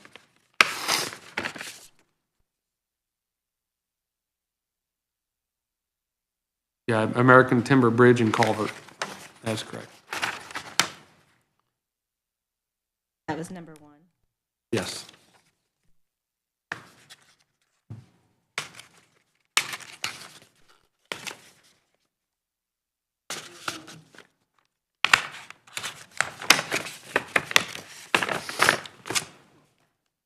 Have a bid from Pavement Solutions. Item number 5, liquid bituminous.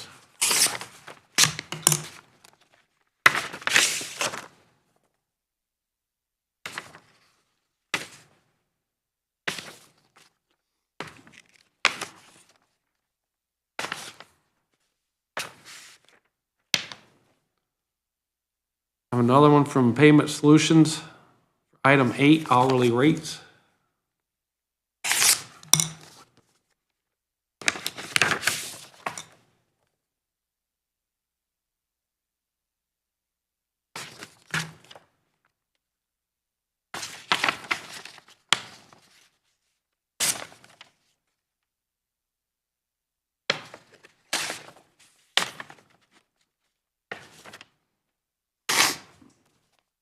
Having one from Payment Solutions, item number 10, bituminous mixture.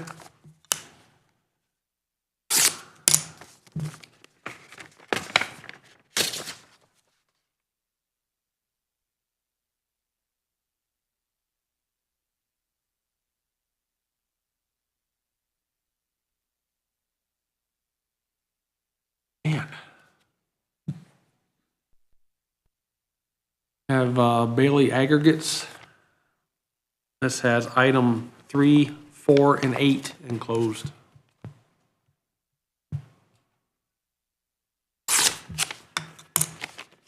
You can hear that wind whistling over there, can't you?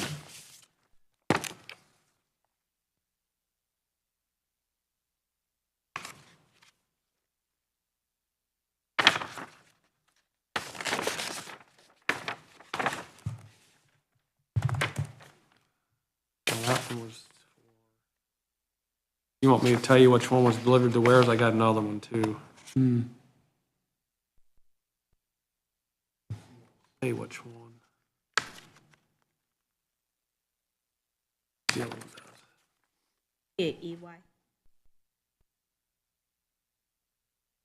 The next one's the same, items 3, 4, and 8 from Bailey. I didn't specify delivered to where on that one. Hey, Ben, is Bailey EY? Yes, Bailey, aggregates.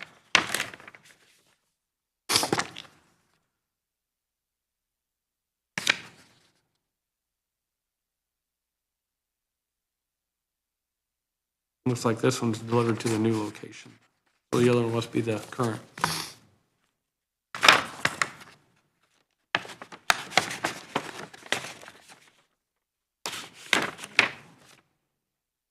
Have Brooks Construction. Item number 3, aggregate limestone.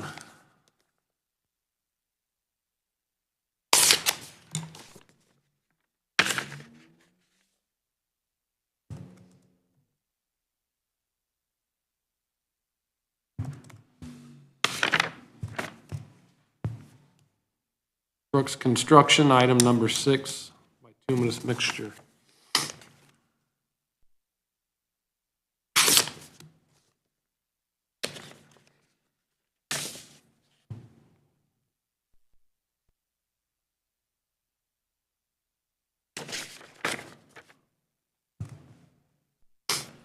Brooks Construction, item number 8, hourly rates.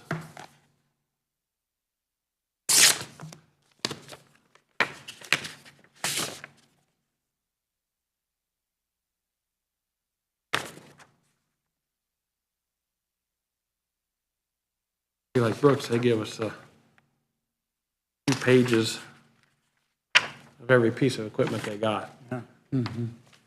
We don't bid them all, Can but you that's read how. those for me? What's that? Can you read those for us? If you like me to, I will, yes.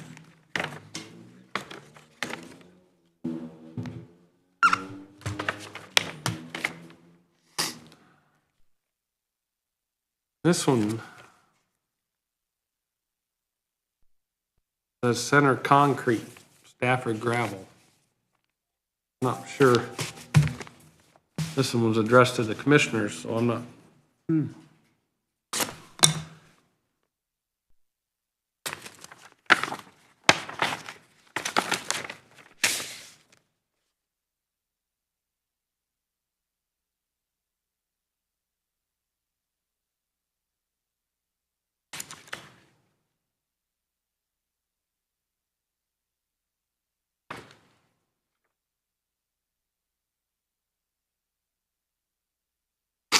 I think this is your guys' mail.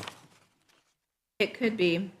When anything comes at this time that could possibly be a bid, we don't open because we can't open the bids.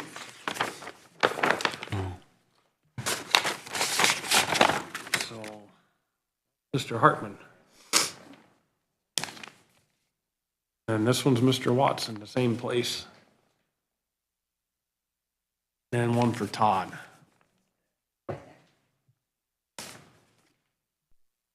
Oh, God. Okay, Susan, I got one from Wolf Lake Gravel. Bid item number 4.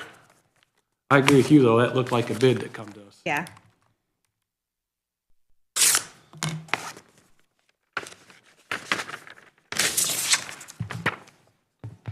Item number 4 is aggregate gravel.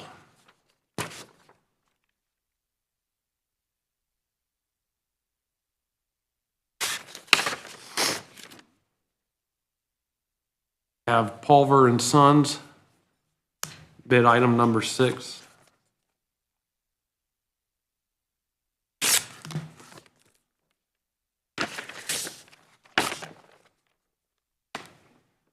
That's bituminous mixture.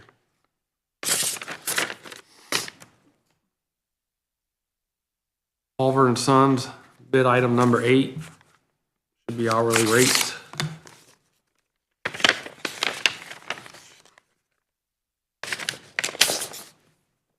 That's correct.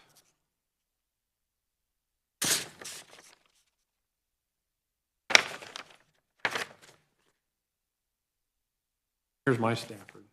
See, that one's from Stafford as well. Well, I got Stafford gravel, items 3 and 4.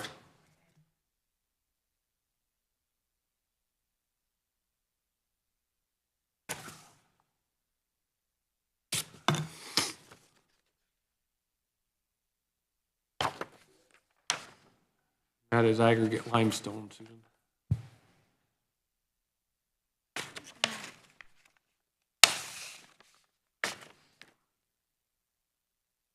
API construction. Item number 6, bituminous mixture.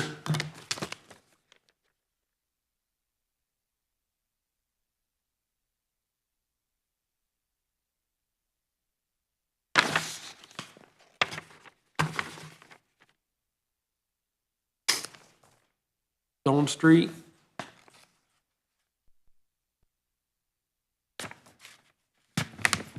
Give you the item numbers here in a second.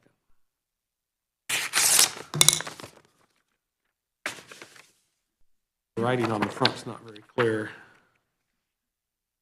Item number 3, aggregate limestone.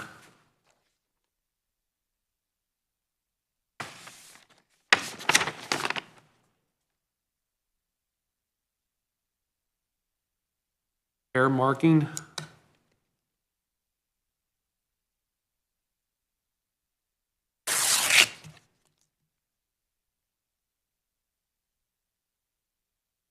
Item number 9, pavement markings.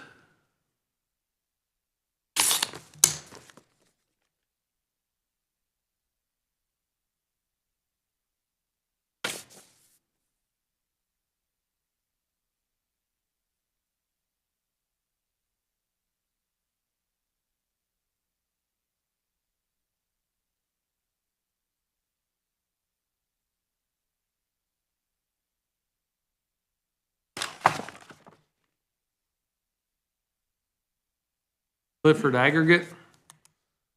Item number 4.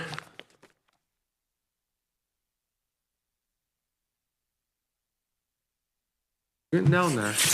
Yeah, Woodland. I'm in the pile. Aggregate gravel, Susan, item 4. Item number 4, aggregate gravel. Got another one from Clifford Gravel. Item number 3, aggregate limestone.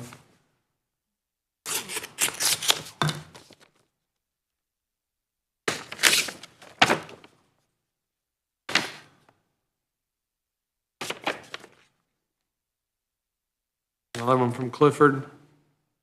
Item number 8, hourly rates.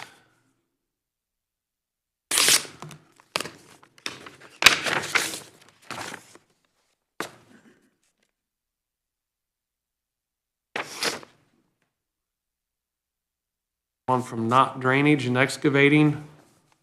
Item number 8, hourly rates.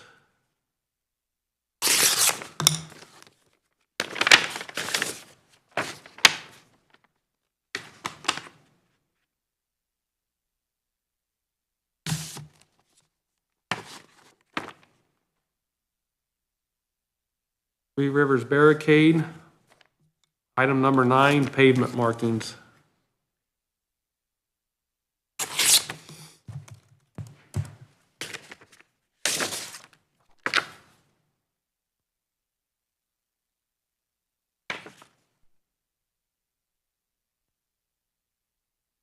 Number 9.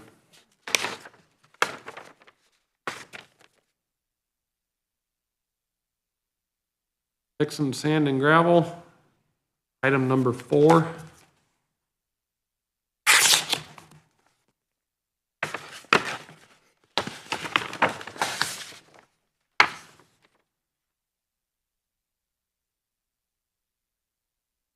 That's aggregate gravel. Dixon Sand and Gravel, bid item number 3.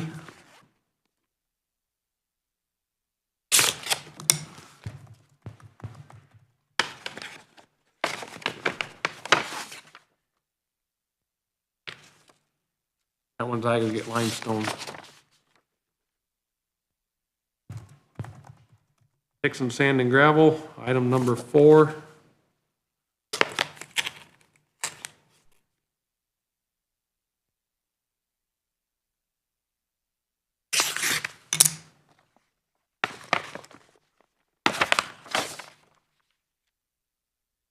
Aggregate gravel.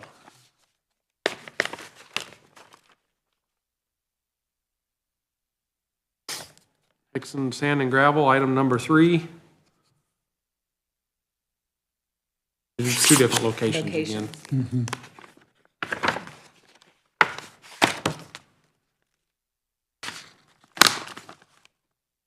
Aggregate limestone as well. Hickson Sand and Gravel, item number 8, hourly rates. Susan.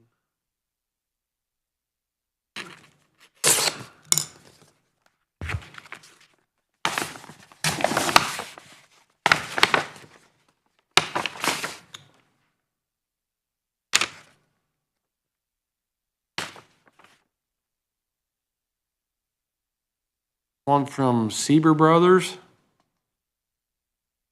Item number 8, hourly rates.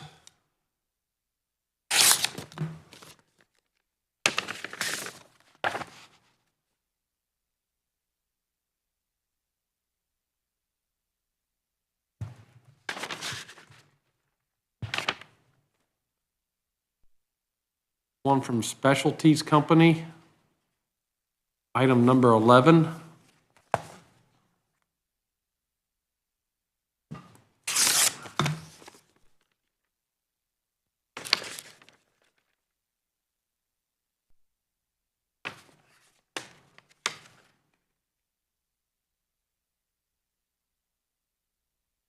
That's for the full depth reclamation. I'll call it FDR. That was the one that we added this summer, or this year.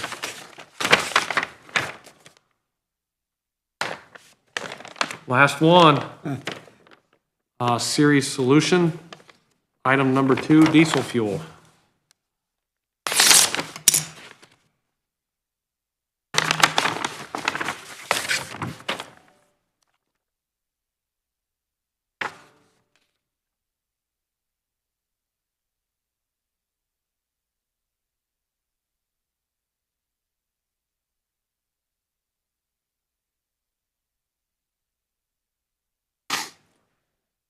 Okay, number 2, premium diesel fuel. Price per gallon, $2.646. Taxes is 0.586. Total delivered per gallon is 3.232. That would be the contract price. Diesel fuel with K1. Total contract price, 3.347.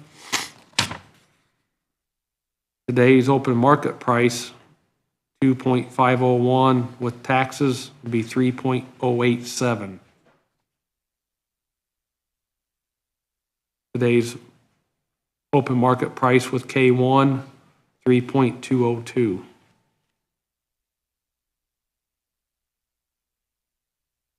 Also in here is a note. They're stating that they are our single source of fuel. We do require in our bid, single source being Country Market Prue Terminal. Guaranteed pricing for calendar year. As we have done in previous years, Series Solutions guarantees the price regardless of the gallons used by DeKalb County, due to the ability of knowing how much snow the Highway Department will need to plow. There will not be a penalty if the Highway Department uses more or less than 80,000 gallons in the bid specification. That's a huge benefit.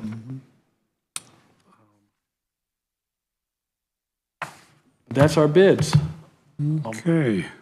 Per our bid specs, we have it noted in there that we can award the fuel bid today if we feel that was a good price, because the fuel bid is market-driven, based off, I mean, that price fluctuates. What was that price again on that diesel? Diesel fuel, today's price, Number 2. contract price with tax is $3.23. Last year, we was contracted at $3.51. So we've got, if we contract today, we're saving 28 cents a gallon, over $22,000, over 80,000 gallons. Market today is 308. The market today for the base price is 264. The last 2 weeks, from what I can tell, that I've seen, the lowest it's been was 259. Right in there. The fuel market right now is kind of surprisingly low, for, Typical Christmas dip, holiday dip. and it's worked out good that we've been able to contract in these low areas. Yeah. The price of fuel this summer, went up quite a bit. We did save money with the contract. I budgeted for that amount of money. Ceres is the only one that bid, so this is our only fuel bid. We do have an option, if you guys wanted to gamble a little bit, we could wait and award, when we award the other bids, Ceres can submit an updated price. That's a gamble. I budgeted for this. We're saving from last year, but I'm open for opinions. Yeah. I would recommend we just lock it in and What do you think, put it to Todd? bed. Mike's saying lock it in. What do you think? Oh, can't hear We you. can't hear you, Todd. Your mic's off. Okay, can you hear me now? Sorry. I hear you. I'd probably be in favor of locking in. I do think fuel prices will drop in the short term, especially going election year. They're gonna do whatever they take to drive down, but, what are you gonna save, 10 cents and maybe gamble? If we go into a war or something, that could go to $5. So I would be in favor of locking it in at those rates, especially 20-cent savings from last year, Ben? 28 cents from last Yeah. year per And gallon. how many gallons did we use roughly last year? I don't have that. We contract 80,000. I don't have that with me, Todd. I didn't bring what we used. There you go, 75,000, just over 75,000 we used this year so far. Yeah, so that's 20 grand savings. I mean, at 28 cents, so I'd be in favor of locking it in. Okay, is that a motion? I'll make the motion that we go ahead and lock in the fuel contract today. Second. Motion and a second on the floor. Are there any additional comments? Hearing none. Susan, roll call? Todd, Yes. Mike, Yes. Bill. Yes.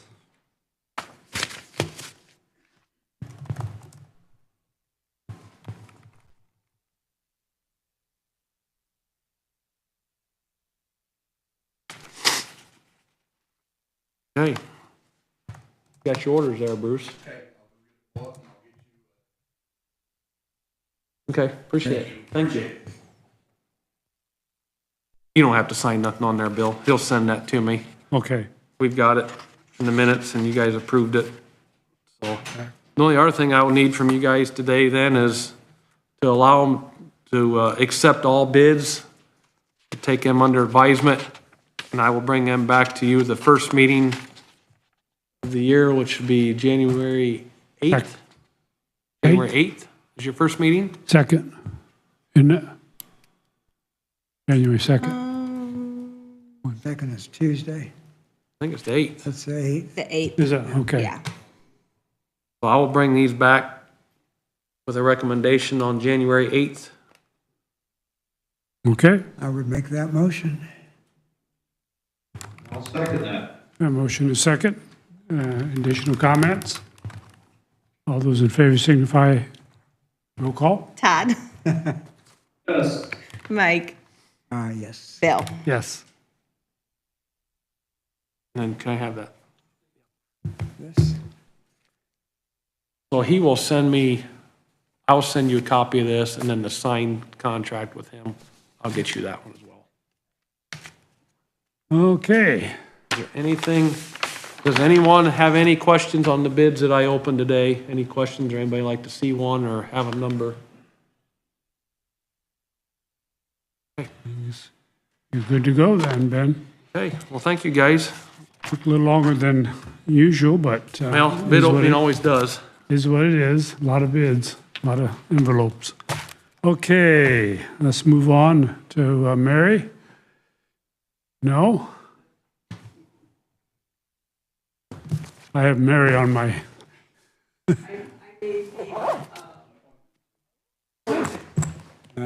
You're delegating. I don't think I need one. Yeah.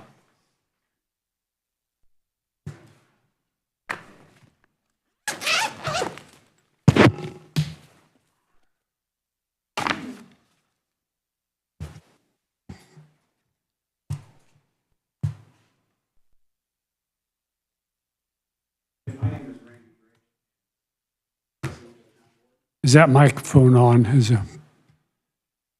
Randy Drake. There you go. There you go. And I'm part of the St. Joe Town Board. And first, I'd like to thank the other two board members. They showed up along with the clerk, which shows how important this is that we're going to be talking about. First thing is, the town of St. Joe has been working with Commonwealth and Baker Tilly. We had them do some reporting for us on our water lines, which you guys have two of the things that they had given us. What had happened is we have concrete asbestos water lines in town. Earlier in our life as a town, we did have water lines replaced. We had a state revolving loan. We got a new water tower, and we had a whole bunch of brand new water lines, but they did not complete all the water lines.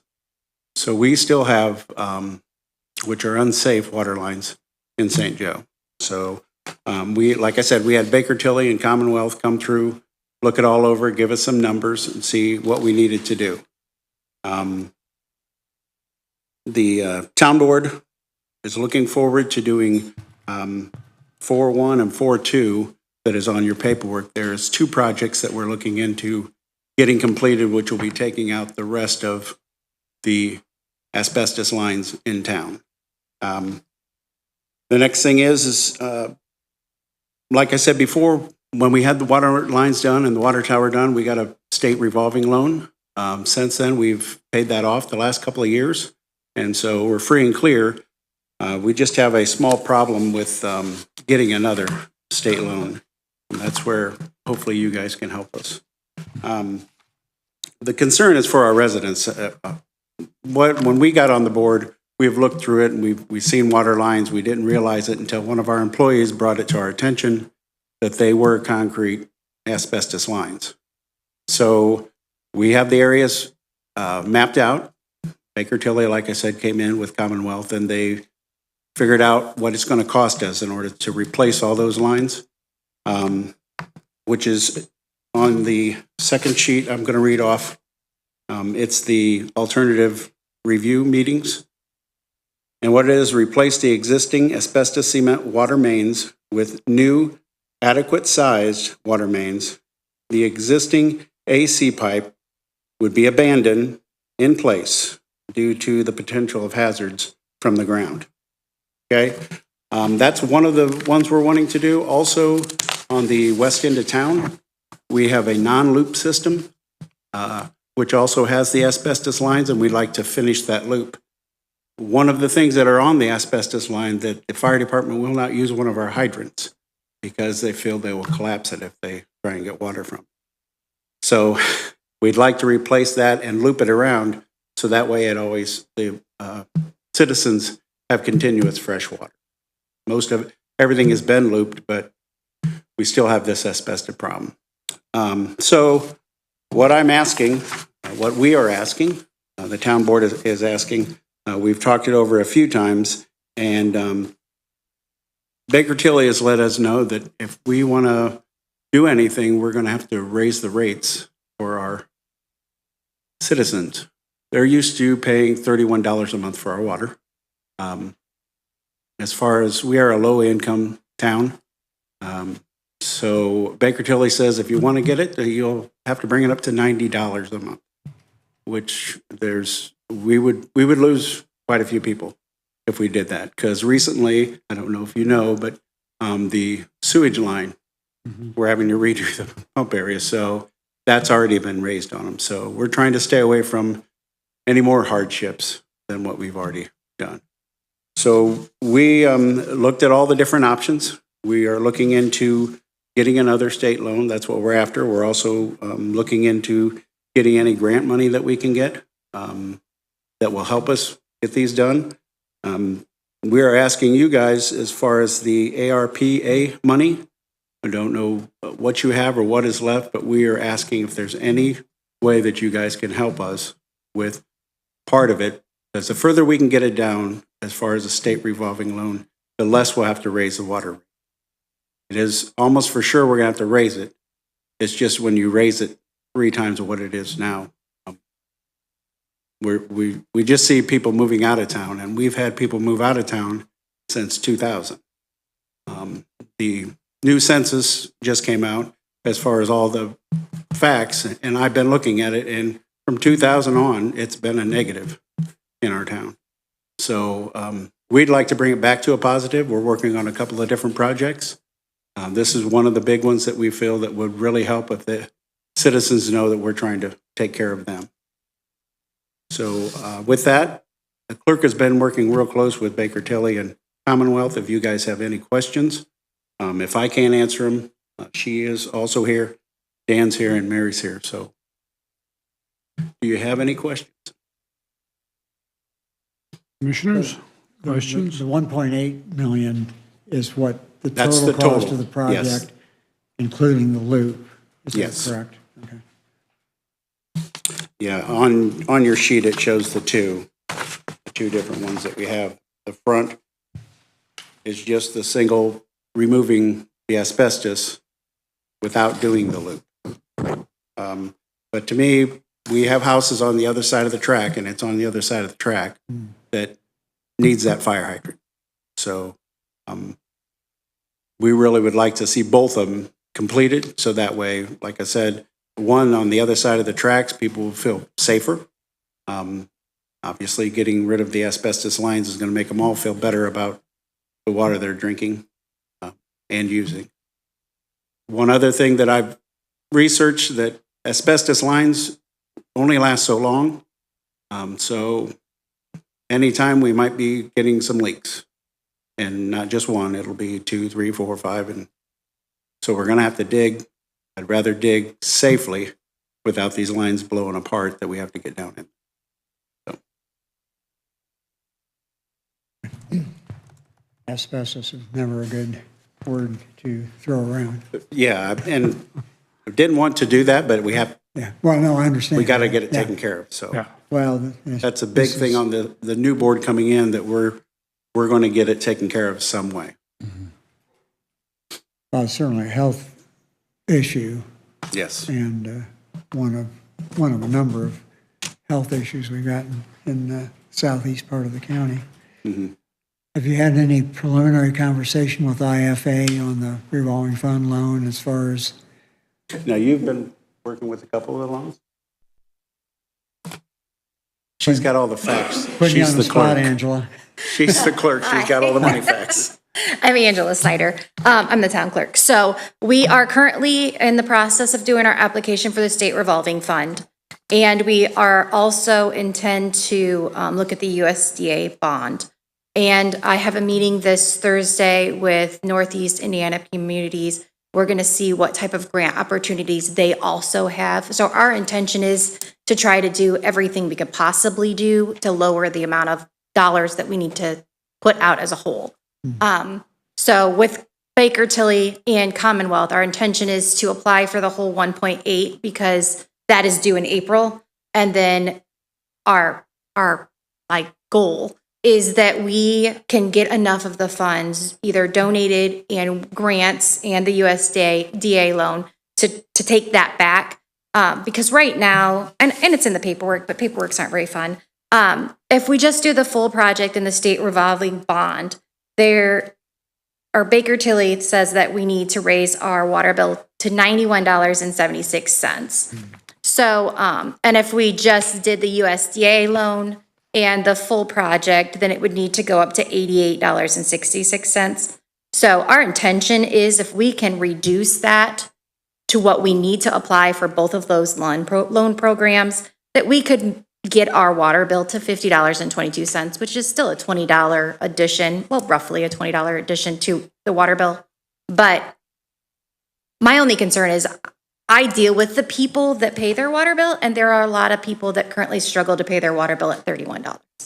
So we want to make our town safe with our fire hydrants and asbestos without making people not be able to live in our town. Do you have any other questions? So the SRF application is due in, April 1st. Okay. Yes. Yeah. So I've been working for the last year and a half with Baker Tilly to try to get all of that. There's a lot to an application. I've never done one myself. So we've got everything in order to be able to start that. Our intention is to start that in January to get that all completely filled out and the application submitted. But I meet this Thursday to see what options we also have for any grant opportunities. So I think, obviously this isn't something I've ever done before. I've never been to one of your meetings. I just didn't know, and the board didn't know if there were any ARPA funds that would be maybe able to be designated to also help with this effort. This is what I'm saying. Todd, what you think? Any comment today? Didn't we help out Waterloo with the sewer project on ARPA funds? yes, we did, Was that 250? 250,000, yeah.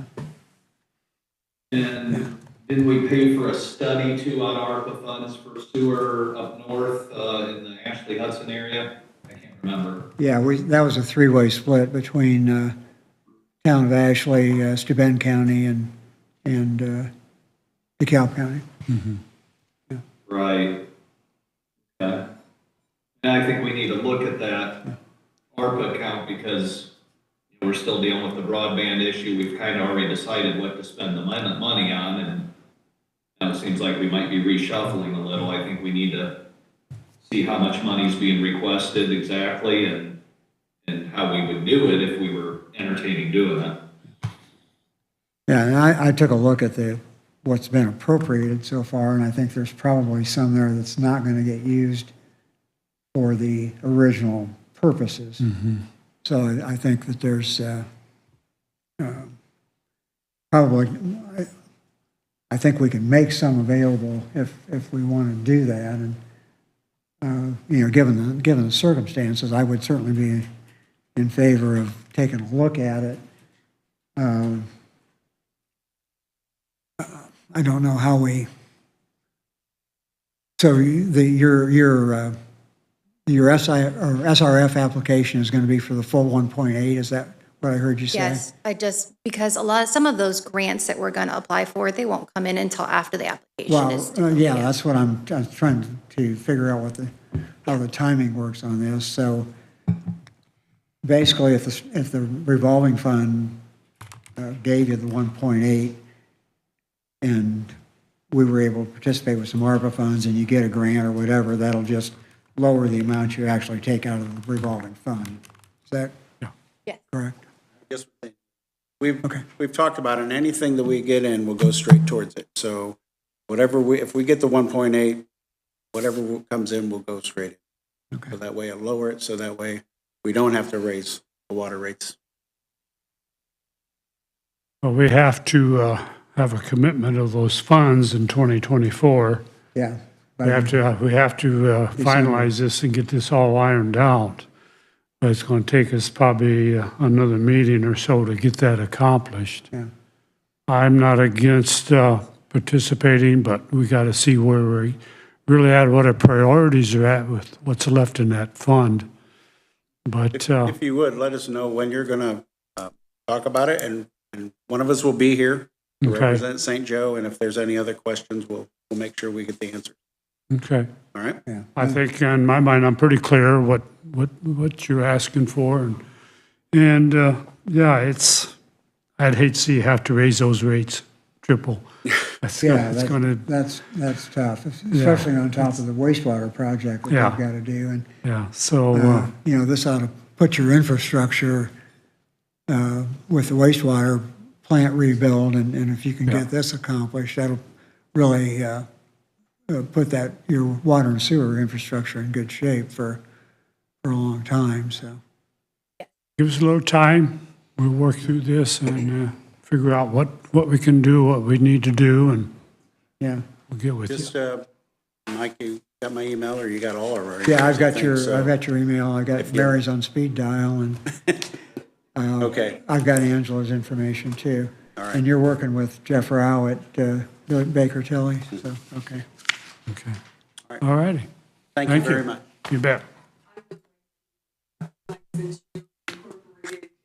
Come Yes, to the mic.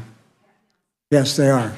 They are two separate entities. So one is not incorporated with the town as part of his town's infrastructure. No, it's The a- sewer it's a is sewer completely district and separate. it's separate. Yes, yes. right. Thank you. Yep.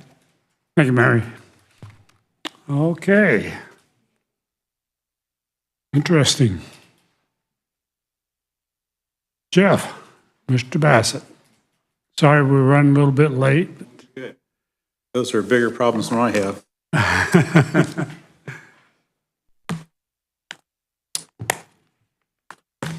And just so you remember, my partner's with me, Elizabeth Mason, and we've got a new employee, Shane Turner, that you may see from time to time.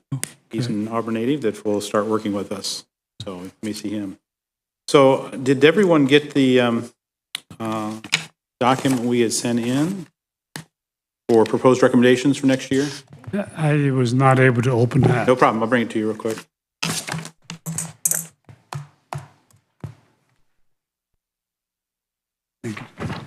Thank you, sir.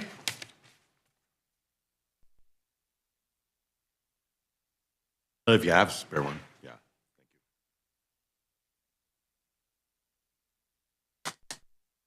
Okay, so this is a large year because we have 8 machines. 6 normal lease changes is what we're looking for.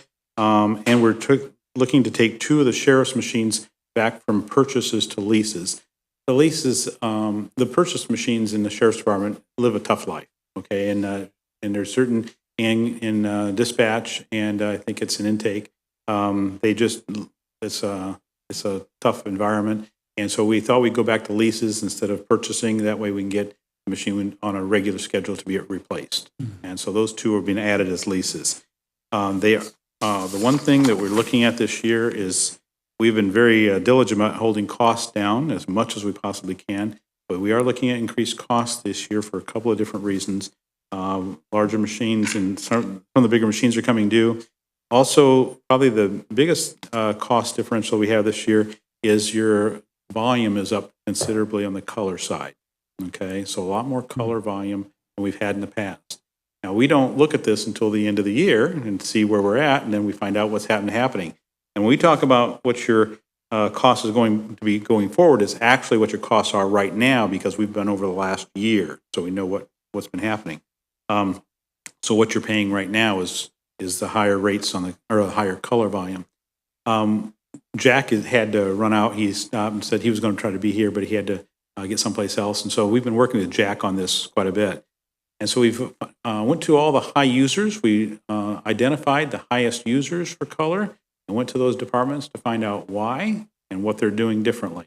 After doing some interviews, we found out some things that we are being able to mitigate some of that volume. So that volume will probably decrease over next year, probably considerably. We found out that, and some of it's because of education. They didn't know their cost was there. They didn't know how it was being worked. They were trying to do things that were good for their department for outreach, but not necessarily good for the budget.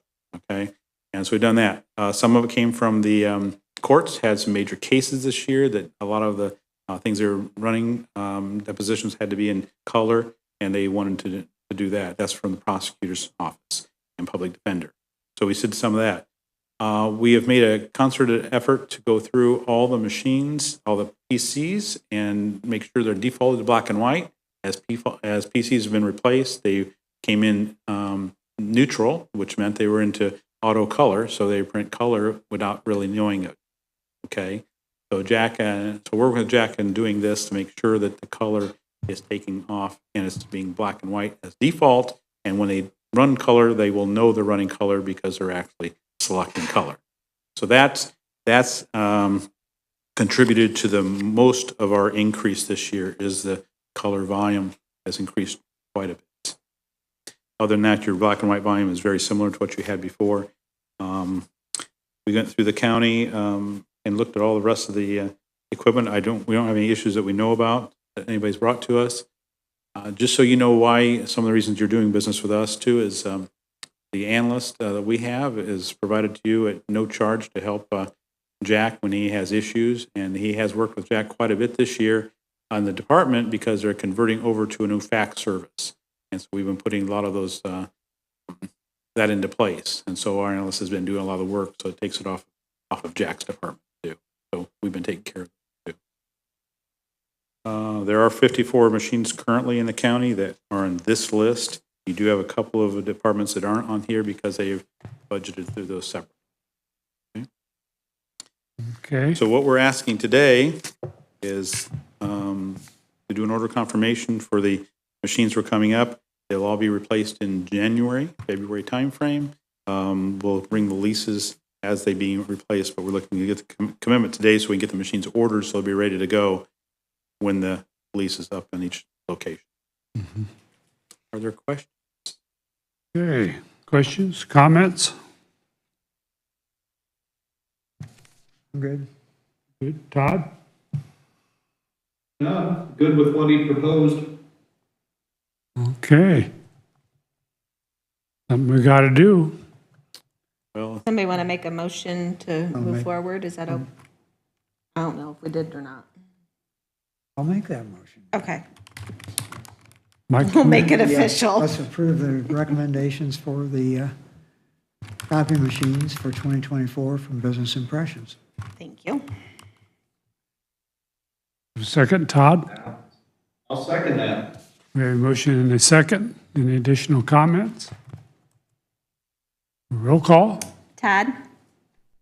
Yes. Mike? Yes. Bill? Yes. I have a confirmation sheet. Just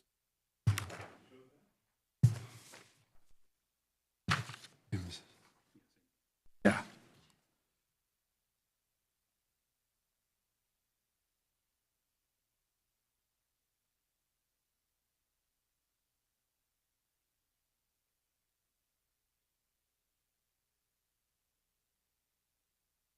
Appreciated your help on the Maumee River Basin. Yes. They were,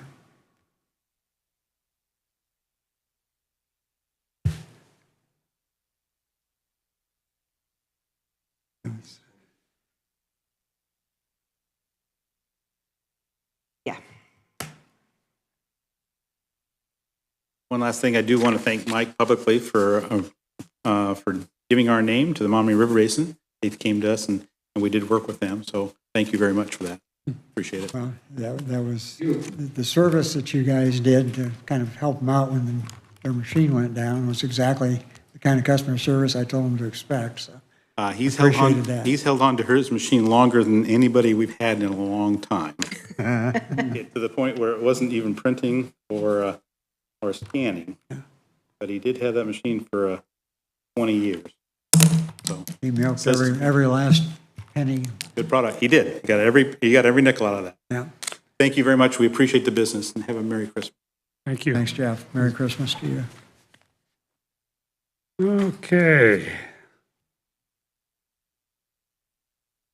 About a half hour till the executive session.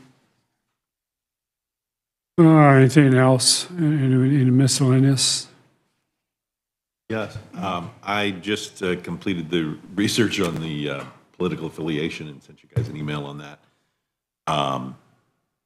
It took a little bit of digging, but it seems like it's the same statute as for the Rust. The candidate for state senate against Jim Banks, it appears to be basically the same or a similar statute, very similar language. But the Rust case is only decided by a federal court district judge. It was decided on the 7th of December, could be appealed within 30 days of that and overturned potentially. And it doesn't apply, it doesn't say that it overturns plan commission appointments. So, and there was an actual case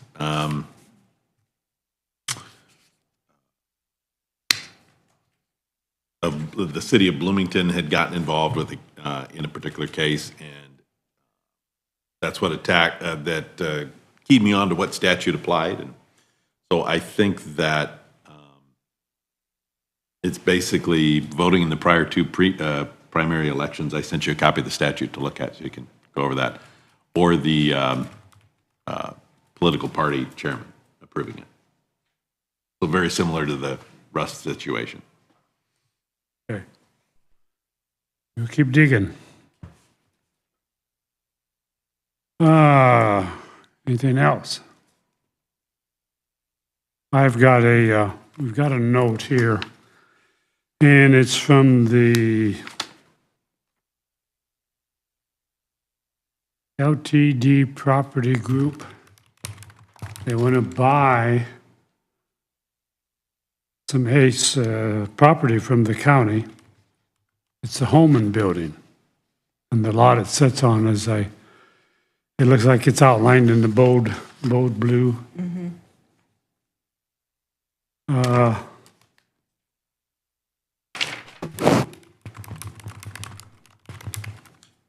Just thoughts?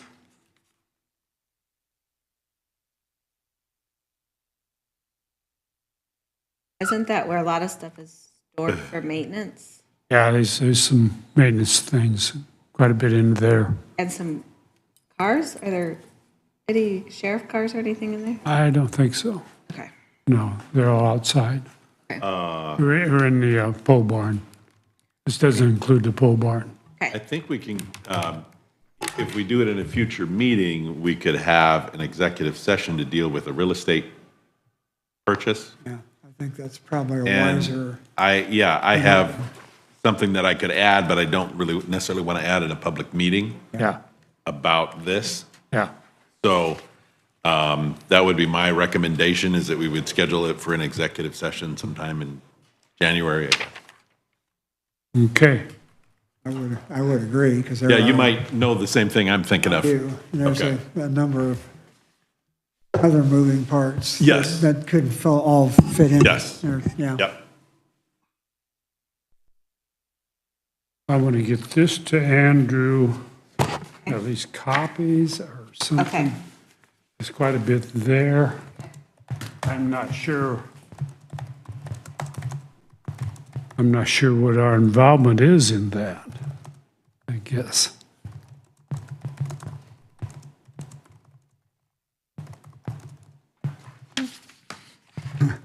It's kind of out of the Here's the blue. main, and then these are the copies of the agreements that.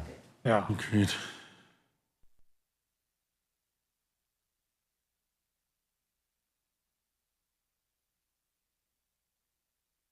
I'm kind of thinking that they have to give notice, so this is meeting that requirement. Well, that's kind of what I was thinking, but I didn't know. Or specific operating agreement. We get notices of different things like that, but it's usually a one-sheet Right. letter. We don't get all this documentation. So what you're saying, Bill, is you don't think there's anything to approve, it's just a notice? He's wanting to know your opinion on that, if there's something okay. they need to do or not. Good question. Let's see. You want to hang on to that and go Okay. through that? Yes. That you'd be fine. Okay. Yep, I'll take a look at that and shoot you guys an email on it. Okay, sounds good. Anything else? I know, look at the snow. Welcome to winter. 3 more days. We, Okay, so are we done with our regular meeting? I think so. Okay. yeah, I think so. My You question was think, going Todd, to you be, got anything? can we safely go ahead and do our executive session early, since we don't have anybody coming in? And obviously, there's not going to be any public attending.